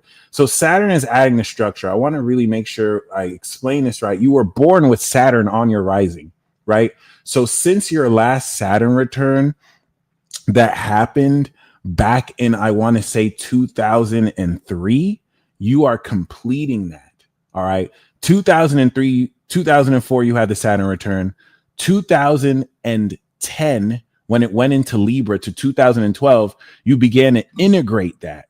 And then 2012 to 2019, 2018, and 2020, you began to break through and harvest that. And then 2020 to about, or 2018 to 2025, now you have finished harvesting and breaking through, which now leads 2025 to 2032, where you're going to complete that. And 2025 to 2027 is, if you think everything you've done since the past like 20 years has now enabled you to become a great authority, an original authority around your career path. So by the time we get past 2027, it's like people have to go to you to get your insight, to get your word, for you to move and shake. There's a level of autonomy, individuality, and control and power that you're going to have more over your legacy and your career. And now this retrograde that's going back into Pisces with Neptune and Saturn is going to reevaluate whether your dreams were big enough and whether now the integrity of your belief systems that influence your faith in the divine, your faith in God, and how much you practice what you preach is being tested by your mindset and attitude. How do these new habits affect the critical nature of your thoughts, right? So where it's like, I believe, and namely it's like, I believe God got me, but am I still worrying about how things are playing out? Right. Given that we know Virgo is your third house, and half of it is in the second house. And as a late Leo rising, most of Virgo is your progressed first house. You are embodying with this real definition of worth and mindset. And now the retrograde of Saturn back into your progressed seventh house is going to weed out potential partners, business partners, and who you believe actually has your best interests at heart, as you adjust how it is you would not only express your mindset and who you are, but how realistically you're able to draw from this construction of your third eye, seeing through with your imagination, gaining these synchronicities, having this constant communication with God, and tangibly and literally breaking it down. That's where Uranus, that is in your 11th house of rewards, right? And connected to that 12th, is challenging how magically and how realistically you translate that into wealth, right? Innovating the social circle of friends who don't just give you lip service and say they support you, but now you're really seeing what that support looks like. And that's where Neptune, once again, on your MC, is going to be asking, how much do you believe in your goals? And are you dreaming small? You may be dreaming big, but you may be asked to dream even bigger. Okay. It's even cooler because you have Uranus 0 degrees Scorpio, which is being aspected by Uranus 1 degree and Saturn 0 degrees Aries right now. And this is serving to, of course, integrate this unexpected, innovative, supernatural quality of the wisdom that transforms, your dealings with others very powerfully. So a lot of communication, Mercury coming into Virgo, all right, Venus coming into Virgo. This is going to shape very powerfully how it is you're able to put into words and make real, not only, unexpected windfalls of income and new opportunities to come into money, right? But the changes you make this season are going to wrap back around so that by your birthday next year, you're activating this new cycle of authority and success. Saturn going through the 10th house secures higher positions of authority, higher positions of success. And knowing that a lot of what you're doing is independently defined and you made happen for yourself, it gives you much more autonomy. It gives you much more freedom. It gives you much more control.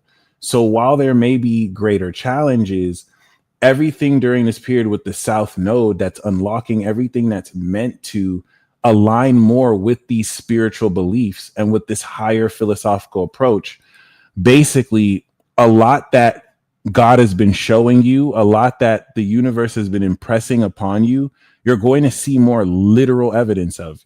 And it's this Virgo season that's going to really break through how a lot of things you believed weren't just in your head.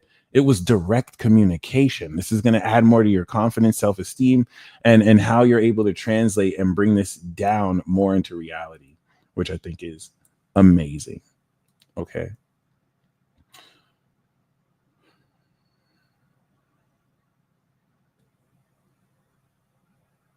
Yeah.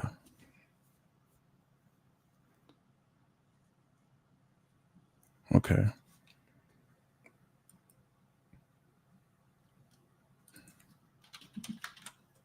Next, we have Darcy.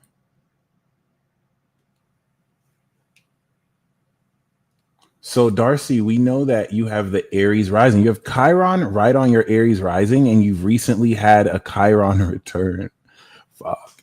You were born on a new moon in Scorpio, and you do have Uranus opposite this in Libra. Oh my God, I can imagine. I can imagine you spook people out.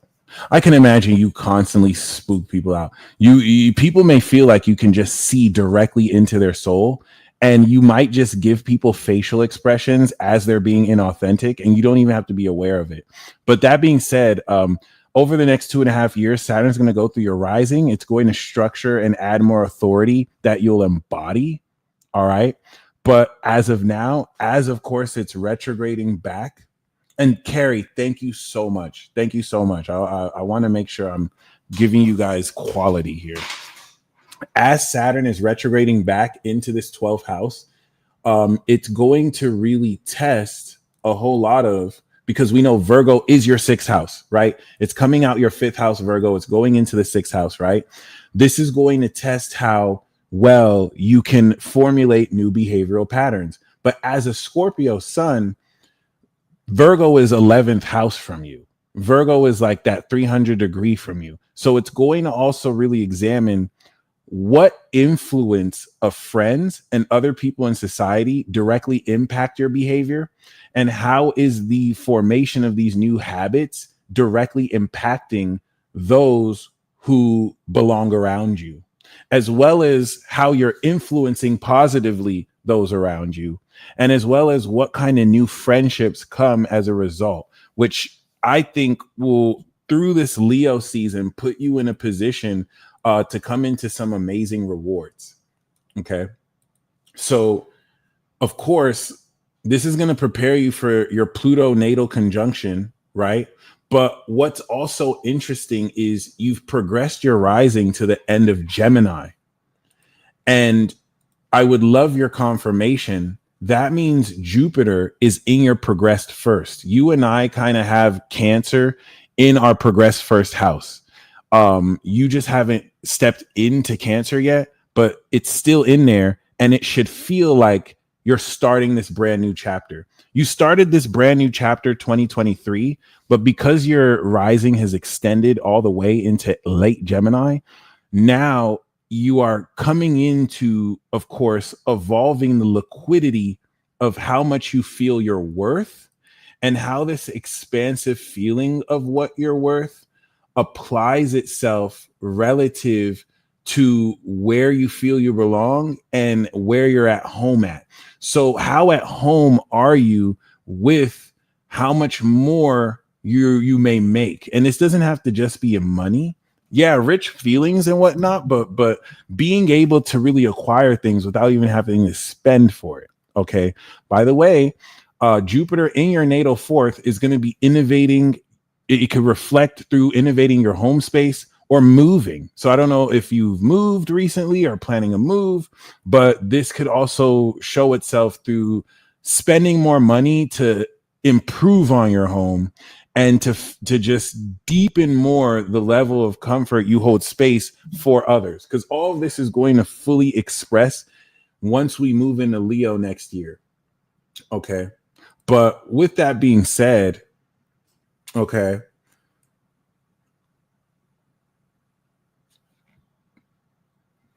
Pluto being so close to your Jupiter in Aquarius and currently squaring your Mars in Taurus, which is progressed back into Aries, is this like subtle intensity that adds a lot more edginess naturally to your actions in a very subtle way. And all of this is, and I think what's most important is the Pluto square is squaring your sun as well. So this completion of this cycle every year, for the first few years, you're going to be very aware of how this is shaping, of course, your career. Pluto is in your natal 10th. And now your progressed MC is at the very end of Aquarius. And that puts most of this in Pisces, which is going to really revisit not only this Virgo season lesson of integrating new habits and lifestyles, but now in a progressed sense, what level of comfort are you able to maintain? How do you change your comfort zone around how you live your life and increase your health, right? And move away from health issues. But now, how do these beliefs and belief systems secure dreams you have always wanted to achieve? And that's where now Virgo is going to really build this foundation that translates this more specifically and more important specifically because of the South Node's presence here. That's going to really do to unlock this mainly. And it is actually 18 degrees exactly on this 6th house cusp. So, you know, with the new moons that we have, the first and the 5th house portion, the next and the 6th house portion, the way this activates for you is going to guide you throughout the next 2 weeks And it's going to, of course, get ready to apply these shifts in your behavior towards how you now express this with other people once we step into Libra season. So Mars is having you ahead of time take action with others you desire to take action with, or to go places you desire to go. So when we go into Libra season, you'll be more aware of what it is you did and what more to do through this. Okay. Because realistically, all of this is preparing you for the next 2 years. By next year, you're going to have the Sun Saturn conjunction near your first house. And so this wants to phase out the old cycle of your life and beliefs that no longer align with you, because you've already completed major lessons. And with your existence being in the 7th house, a lot of what you're doing is to transform and to really hook up so much other people. So a lot of the stuff that you facilitated for other people, you're being rewarded now for, okay, which is really just going to double back and enable you to bless even more people. Air Tribe Report is going to drop on Thursday, fam. Today is what, Tuesday? Yeah. Earth is tomorrow, Wednesday, and Air will be Thursday. So yeah, Virgo season is really just going to tie everything together, but this Libra and Scorpio season is really going to break this through for you.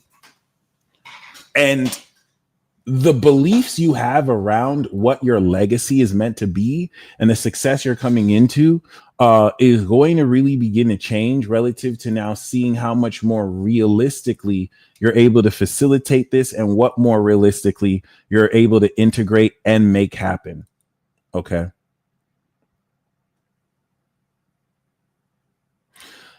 Uranus is also in your 2nd house too. I didn't want to forget that. So this is not only innovating the transcendence of what you think you're worth. This is with the square that it's being made to Virgo from now until December. It's going to increasingly and effortlessly make more smooth your income flow, especially when we talk about passive income and work that you've done since over 10 years ago that come back to pay you. All right. So definitely look forward to grounding more of this unconventional sense, this unexpected windfalls of income that will, I think, begin to break through now. And then you'll see fully by December during Sag when we oppose this. All right. So very beautiful. Very, very beautiful. Next, we have Clarice. Oh, no way. I was about to say.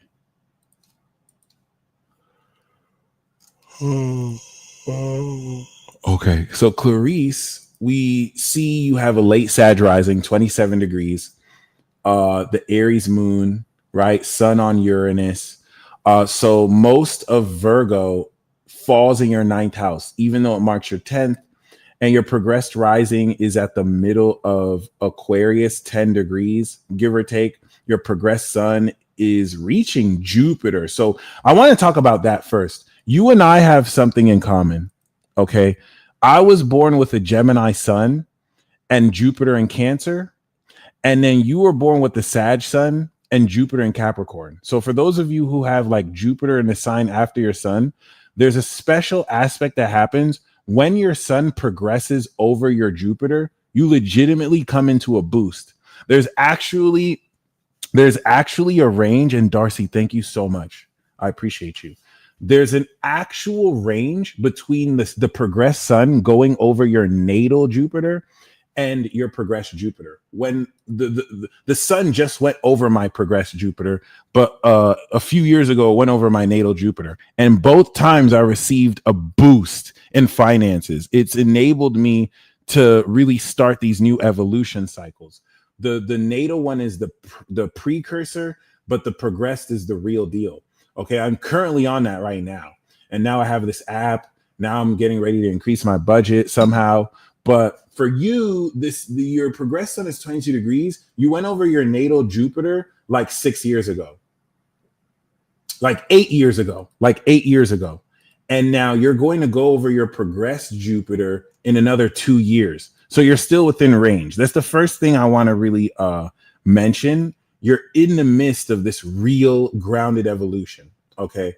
Now, with that being said, we know that as a mid aqua rising, like 10-degree aqua rising, Virgo is now your eighth house, right? And so this is going to transform the philosophical approach around how you achieve success. Because once we step into lead, this is like coming up with the philosophical game plan and detailing the analysis of how you have to do and what you have to do and behave. Because then once we go into Libra season, you're going to execute. And all of Libra season is going to really be around taking this action to achieve this success with the right people, as success for you happens through very key partnerships, especially seeing your MC in Libra. Okay. Now, next year, Saturn and Neptune will go over your moon in Aries, right? You're the original creator, transcendent here with Uranus. And the coolest thing, once again, about those of you guys born in the mid 80s, is that Uranus is going to begin to oppose your Uranus, adding so much more unconventional dynamics, especially with you with healing communication. You legitimately have healing communication. And this puts you in a position to innovate how much more you trigger people with your words that cut directly into their soul and make them angry because, you know, you may kind of point out how dishonest or inauthentic they may be, or they'll resonate with it and it heals them because you heal with your voice, right? But now with the 12th house Sagittarius, there's a legendary, unconventional, supernatural way with which you subtly show this to people, or not so subtly. All right. So yeah, in bringing this Saturn retrograde back on your fourth, because it's going to be like right at the beginning of this fourth house cusp, this is going to now meet with that new moon at the end of Virgo.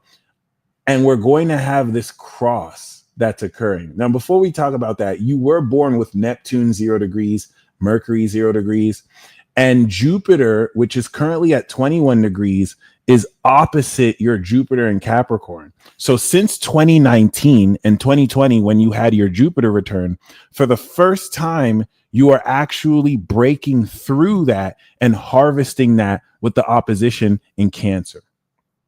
And I love that you said you're writing original music for your chef experience. You're bringing so much, you're incorporating magic into what you do, which is what's really cool. Like, people are going to think that you're just cooking, but they don't know that eating a meal from you will change their life. Like, they could literally eat something from you, their whole life has been changed, and they won't know it's because of the magic they ate from your food, the magic you poured in your food. Literally, you're just presence in essence. And that's the weird thing about a 12th house Sun Uranus Sagittarius.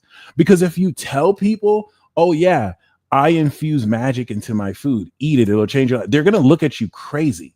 That it kind of forgoes this sense of rational thinking, because it's out of this world. It's almost like nonsense, except you're on a whole nother level, right?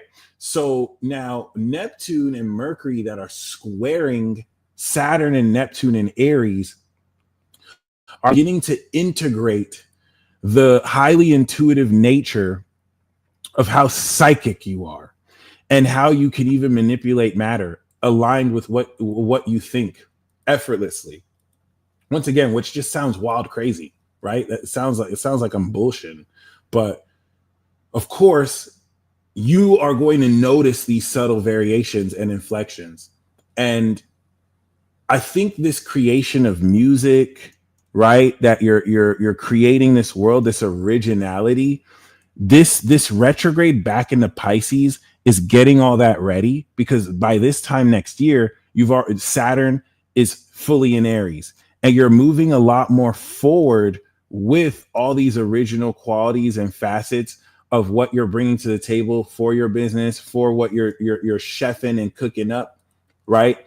And this is going to really reevaluate how much faith you have in your own foundation and the beliefs that support your vision. But since most of Aries is your fourth house, I'm really going to more say, because this is in your fourth, but a lot of this is about breaking through a new level of success for you. And I can't emphasize enough alone, Jupiter in your seventh house is harvesting the evolution that you spent 6 years leveling yourself up in. And it's going to now evolve all your relationships with other people. And this could open up very unexpected, unconventional dynamics with other people who match your power and you can move more powerfully with. And you can look forward to that being defined Libra season. So while Mars is in Libra right now, it's having you take action towards your career that once we step into Libra season next month, you're going to be aware of what you have done and what you're currently accomplishing. So once again, I do want to emphasize that Virgo season is going to really just detail and shift your perspective around how it is you must behave to step into the success. And once you kind of align that together, adjust that together, realize, oh, wow, there's more I can achieve. So I have to believe more, dream bigger. Boom, you're going to do that coming into Libra season. And I think that's going to be amazing. Especially with Saturn in the fourth, it's like there's going to be so much more control moving forward, not only around like the underground restaurant you have, but Neptune is going to add this like otherworldly quality to this that doesn't make it like any restaurant. It is like strange occurrences, right? It's almost as if it's a fantasy. It's magic. It's very subtle. It's hard to put into words. It's transcendental. It's not entirely visible, right?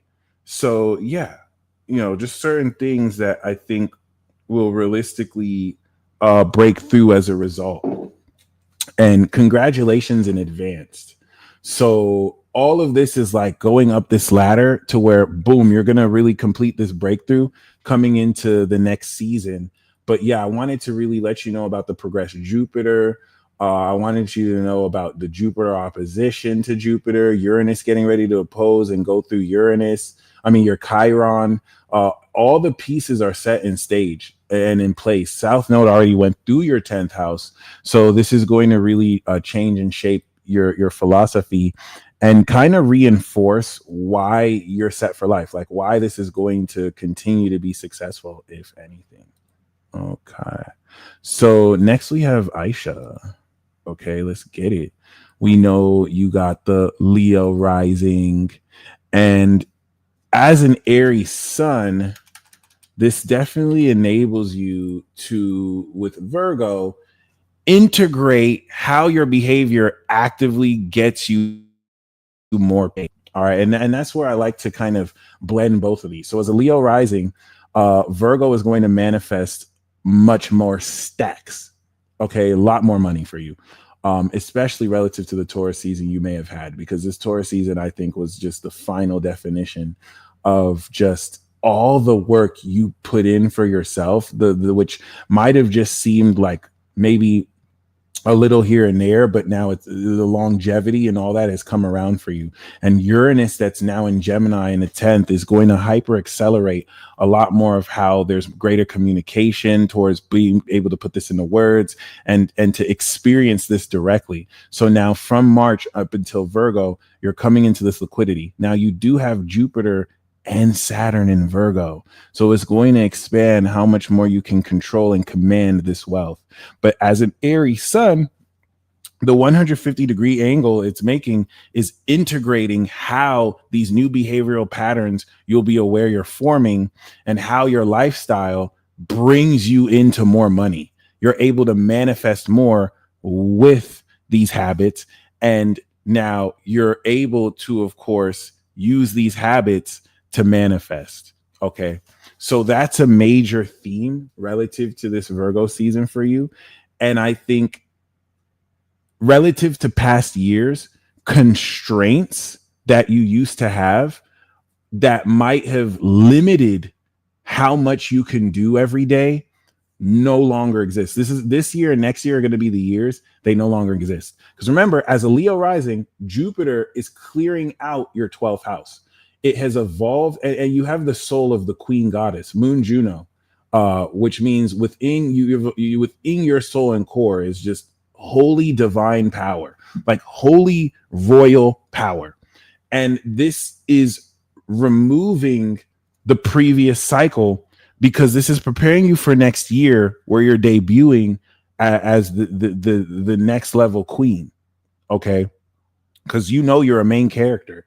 And I think between now and next year, relevant changes that occur starting now this Virgo season, even though we really kicked it in March, are going to prepare for this debut to occur, which will also coincide with a nodal opposition because you were chosen by destiny.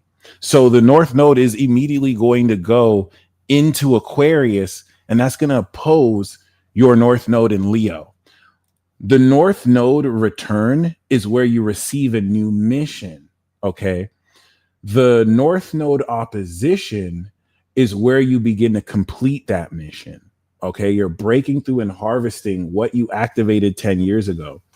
And of course, knowing that you're going to debut next year enables you to treat this year as preparing to surrender and release what no longer serves you, allowing things to fall apart because you have already signed the deal for the next season series for you. And I think that's a good way to put it because it's already secured for you. Jupiter has expanded your soul space, and how much more powerfully you can even feel and be receptive to others and just phenomena, period. Okay. So there's that. And Saturn retrograding back into this 8th house Pisces space is going to reevaluate the commitment you've made to protect your boundaries. What I'm picking up in this sense is, you know who people showed you they were back in March and then reinforced in June. So what's going to happen with Virgo is some of these people might change their mind. And I'm just using it as an example. It's like the reason why you want to secure these boundaries and trust is a certain influx in success and money can have a lot of people who openly disrespected you or are plotting behind your back to share in that success when they shouldn't. But there's also, people who have been supporting you who will share in that success. So I think it's sorting all that out. The opposition with the 2 new moons are securing wealth. They're unlocking wealth because you have this social value, but it is returning on an investment as well. And because you already have Saturn in Virgo, unlike most other Leo risings, this Saturn opposition is one of harvest and completion. So you are breaking through the Saturn return you initially had around 2008, 2009. Okay. And that now adds so much more to the quality of this, which T squares your Neptune in Sagittarius and will show you through these dynamics in a way that will go over other people's heads, securing even more wealth for you.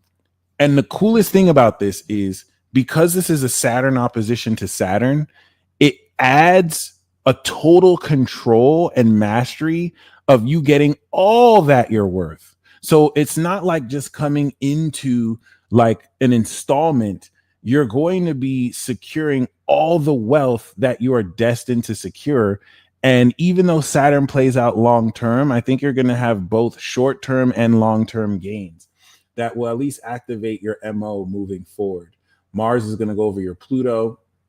And because your progressed rising is 19 degrees Virgo, this is going to enable you to identify with this facet of your wealth and self-esteem and kick off this new cycle that starts to really detail how it is you're not only changing your behavior, but who it is you're entertaining and how you're weeding out people who don't believe in you, right? But facilitating those who are serious about, of course, how real you are.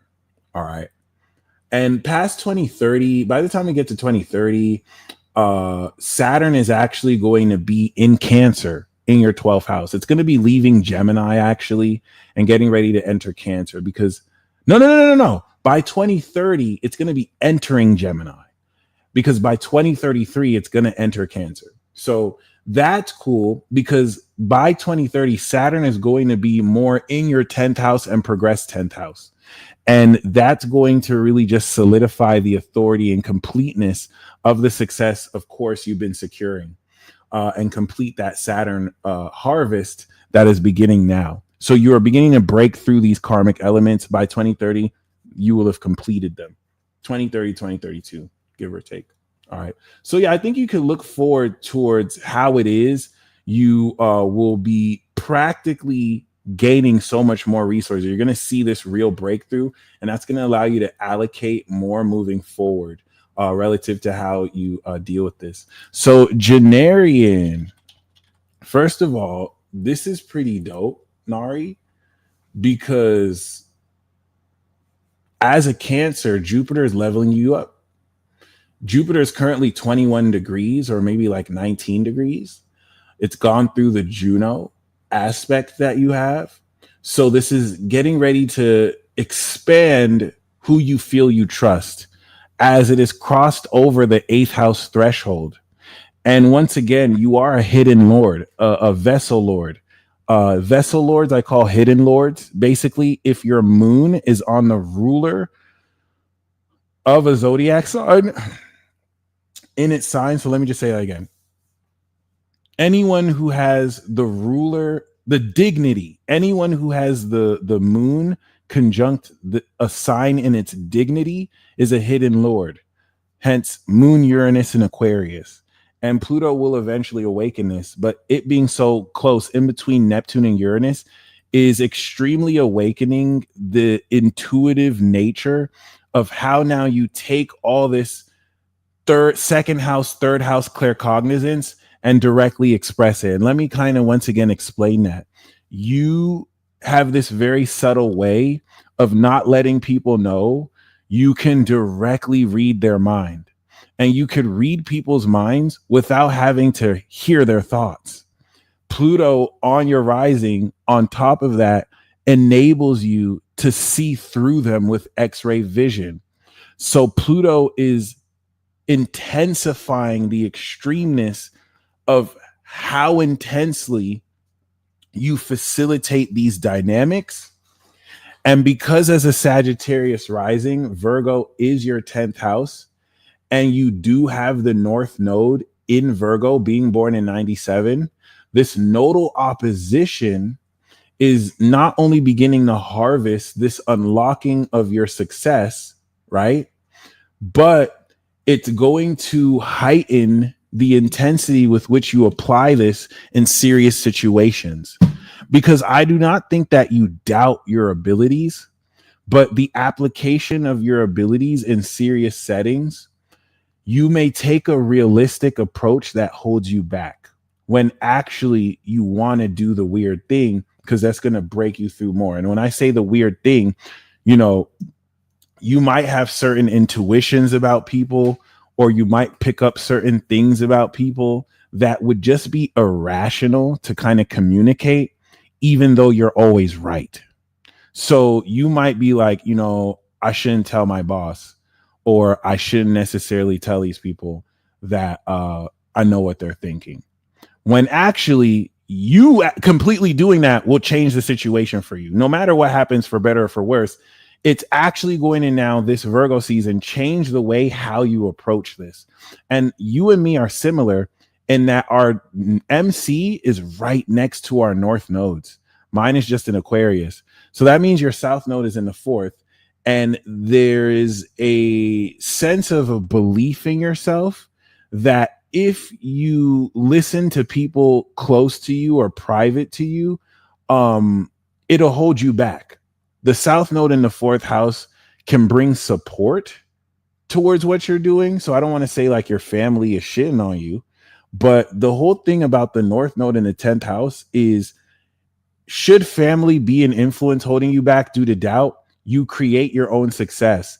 And the North Node MC Virgo is a real sense of success working your craft, which challenges you to take these supernatural beliefs and belief systems and to carve through real social dynamics with other people. And I see this playing out through your music. and creating a real core base of people who actually support you and will go out to see you perform. Because with that North Node in Virgo, you took the effort to really meet new people, to really put yourself out there. Like, that's the challenge with the North Node socially in the 10th house. You really taking your talent socially, right?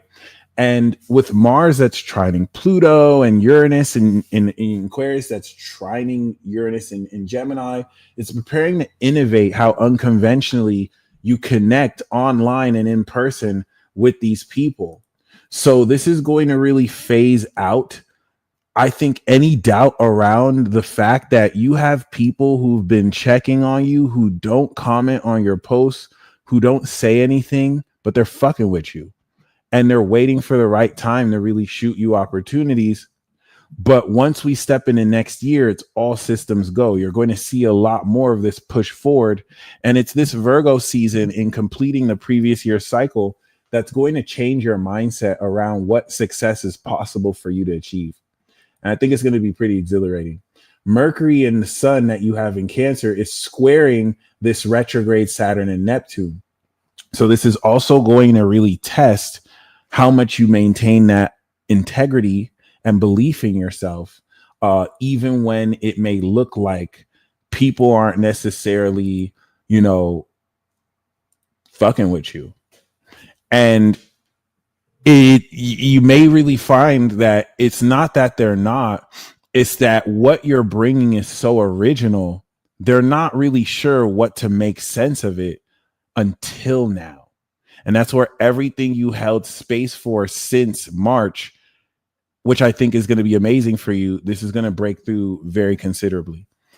Starting now, by the time you come back into December, you're going to see how your vision of self has changed, because now what you can accomplish has completely broken through to higher levels. And the new moon that we have at the end of Virgo will trine your Neptune in Capricorn. And that's the thing, right? Like 29 degrees Neptune in Capricorn in the second house means that you have the most powerful intuitive capability. And there's a control that through your Venus in Cancer enables you to smoothly just sense who is trustworthy or not. So keep that in mind as Jupiter continues to expand that. Whew, last but not least, we have Jessica. Okay. Oh, okay. I got to put that in there. And thank you for sending me your natal chart details. Janarian, I appreciate you, bro. Thank you for all of you guys. Thank you guys for the feedback. I just wanted to make sure I'm really speaking to you, Fletcher. Wow. And beautiful. So we already know June 23rd, you were born Cancer season. All right, beautiful. So Moon in Sag, Uranus in Sag, Jupiter in Sag, Neptune in Sag, Sag rising. Jesus Christ. Also, Hidden Lord. So you are also a vessel lord. Oh my God. And you have the nodes. Let me find out you have the nodes. Yup. You're a truther. So, oh my God, your chart is ridiculous. All right. I need to give you this alien construct article. First of all, Jessica, no, you're not human. You're not human. You're a unique type of creator goddess. Like, it's almost as if God put you on this world to show other people magic. It's almost as if God put you in this world so that you can unlock the truth of magic to other people, even if in the most mundane and realistic way ever. So I'm going to give you this alien. I think I may have done. I don't think so. But yeah, I need to give you this. So you're a vessel of Uranus, Jupiter, and Neptune, and you embody them too, which in Sagittarius really, really, really, really, really, really appreciate you. Unlocks this ascended understanding and vision that in the 12th is so mystical, people can only think it's a dream until you immediately translate that into words for people, and they're mind blown because they didn't even think you can make this possible. Especially being born in 83, the 1983 North Node Geminis I see as the truth or destiny group. Like, you guys are here, and then because you embody and were chosen by destiny and embody, this South Nodal Sagittarius, which I feel like the South Node Aquarius comes from the ancient future. You're bringing this like arcane vision in an unconventional way to innovate the way, you communicate with others and deal with others. So I do want to take my time talking about this because this is very ridiculous. So first, I want to give you these alien construct excerpts because it's a huge deal to just see all of this Sagittarian like quality. She didn't add Jupiter here, but Jupiter will also count as a construct. Okay. Wow. Especially Neptune on the rising sextile. 83. Then you have Saturn and Pluto in, of course, Libra. So you were born 1 degree Cancer sun at that. You are the ascended priestess or ascended sincerity. This is like ascended holy power, right? The sun square Saturn and Neptune, you've been feeling all year. I can imagine, especially since your birthday, right? That was when, so not all year, but it really kicked in once you had your solar return. So that solar return chart must be ridiculous. Now, here are 2 ways to look at this. Because you have a late Sagittarius rising, most of Cancer is in your 7th house. Jupiter is in your 7th house. And you are transforming this harvest you began back in Jupiter Gemini. So this is realistically not only evolving your conscious spirit, but it is expanding how much more you can do with other people, how much more you can feel other people. And a period like this literally levels up all your relationships, and it prepares for you to break through, as this will go through Leo, go through your progressed sun, go through Virgo. So once again, and you Sagittarius risings are out here. Virgo season is, of course, going to put Virgo in your 10th house, or Sag rising puts Virgo in your 10th house. Virgo season is going to be you accomplishing career goals that you began to really set through last year, December. Okay. And activated, of course, last year during Virgo season. So that's one thing that's important to keep in mind. But because your sun is in the 7th house, right? Your awareness of Saturn and Neptune is actually a Capricorn signature. So Saturn and Neptune are making an exact 270-degree angle to your sun. And this, of course, is preparing to establish this powerful integrity around the accomplishments that you will be gaining. But because now this angle is happening in your 4th house, this is going to give you the best of both worlds and really examine what foundation controlling your home space and autonomy you gain through this. So I wouldn't be surprised if you like work in real estate, or you sell homes, or you renovate homes. That's not necessary, but it's linking that success signature in your 4th house. And that's where the retrograde back into Pisces is once again going to not only retest the integrity of your belief systems, so that by the time we have the new moon at the end of Virgo, this is going to push you forward into how you apply this change of behavior into Libra season and with who you're moving forward with, because then we'll square and integrate your Libra sun. And that's the other side of things, where now Libra makes a 90-degree square to your Cancer sun, but it's in your 10th house. So you're aware of how relationships you feel comfortable and at home with bring you greater success. Okay. And most of Virgo is your 9th house. So this is going to be you really unveiling how it is you really adjust your perspective and behavior to step into this. But you also have Neptune 27 degrees, and then you have Mars in the North Node in Gemini, right?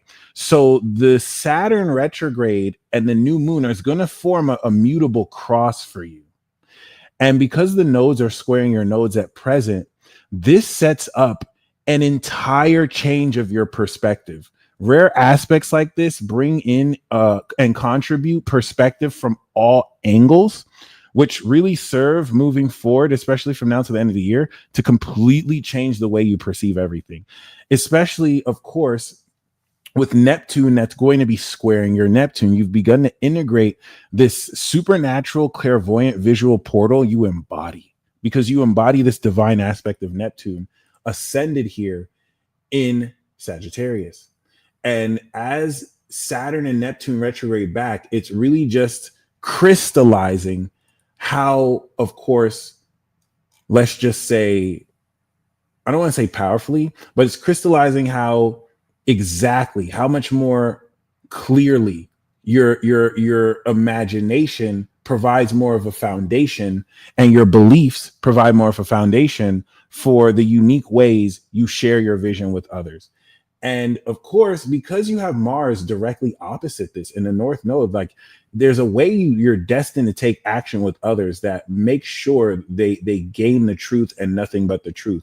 Make sure there's great enlightenment. And that Mars and North Node at 2625 trine Saturn and Pluto in Libra. So you bridge a lot of the communication towards others, towards communities, or towards how you really achieve this total success with the right people. A lot of what you communicate with others guides them and leads them together. And now, because your progressed rising is in Aquarius, Pluto's proximity to this is slowly but surely awakening the celestial quality of your personality as well. So this is where, as a Cancer sun, all of these facets occurring around in your life centralize your awareness as a progressed Leo sun of how it is you continue to express more boldly towards other people, and how these relationships, I almost get the sense like you chose to be a Cancer sun to, like, this is the feeling I get. You have all this Sagittarius first house stellium. It's like you were an ascended goddess, right? You, there was nothing you couldn't see, but you personally came down here to hand guide people towards the true path they're meant to walk. It's almost as if like there's sorrow that you've seen, people just lacking purpose. And so every relationship you are in with, even if it's someone who you just spoke to for 2 minutes, you have a word, you have a feeling, a thought that guides them towards the right place. And it's this Virgo season that's going to rationalize and integrate more how it is you continue to expand on the next level of this. And of course, what success relative to the previous cycle we started, you're going to secure with this as well. So I really hope this resonates with you, because once again, Saturn as of current is 0 degrees. Neptune is 1 degrees. This is quite literally squaring your sun. So it's something that's directly impacting you. Even though your progressed sun is in Leo, this is a relevant aspect. Uranus is exactly on your Chiron in Gemini, and it's opposing Jupiter in Sag. Where is your progressed midheaven? At the end of Scorpio. So now having your progressed Jupiter in this progressed 10th house opposite Uranus, transits like this heavily innovate unconventional success that seemingly happens out of nowhere. And it's not that it happened out of nowhere. It's that, especially with these progressions, these pressure cookers that you embodied, it's going to put who you are into more of the central spotlight.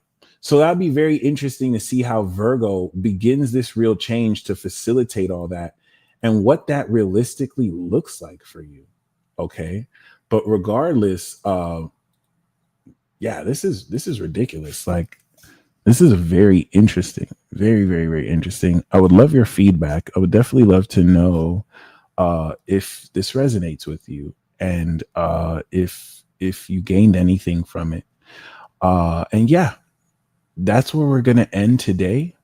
Tomorrow, we're going to do the monthly Earth Tribe report. And that's where we'll break down the Earth signs. You guys stay blessed as always. And until next time.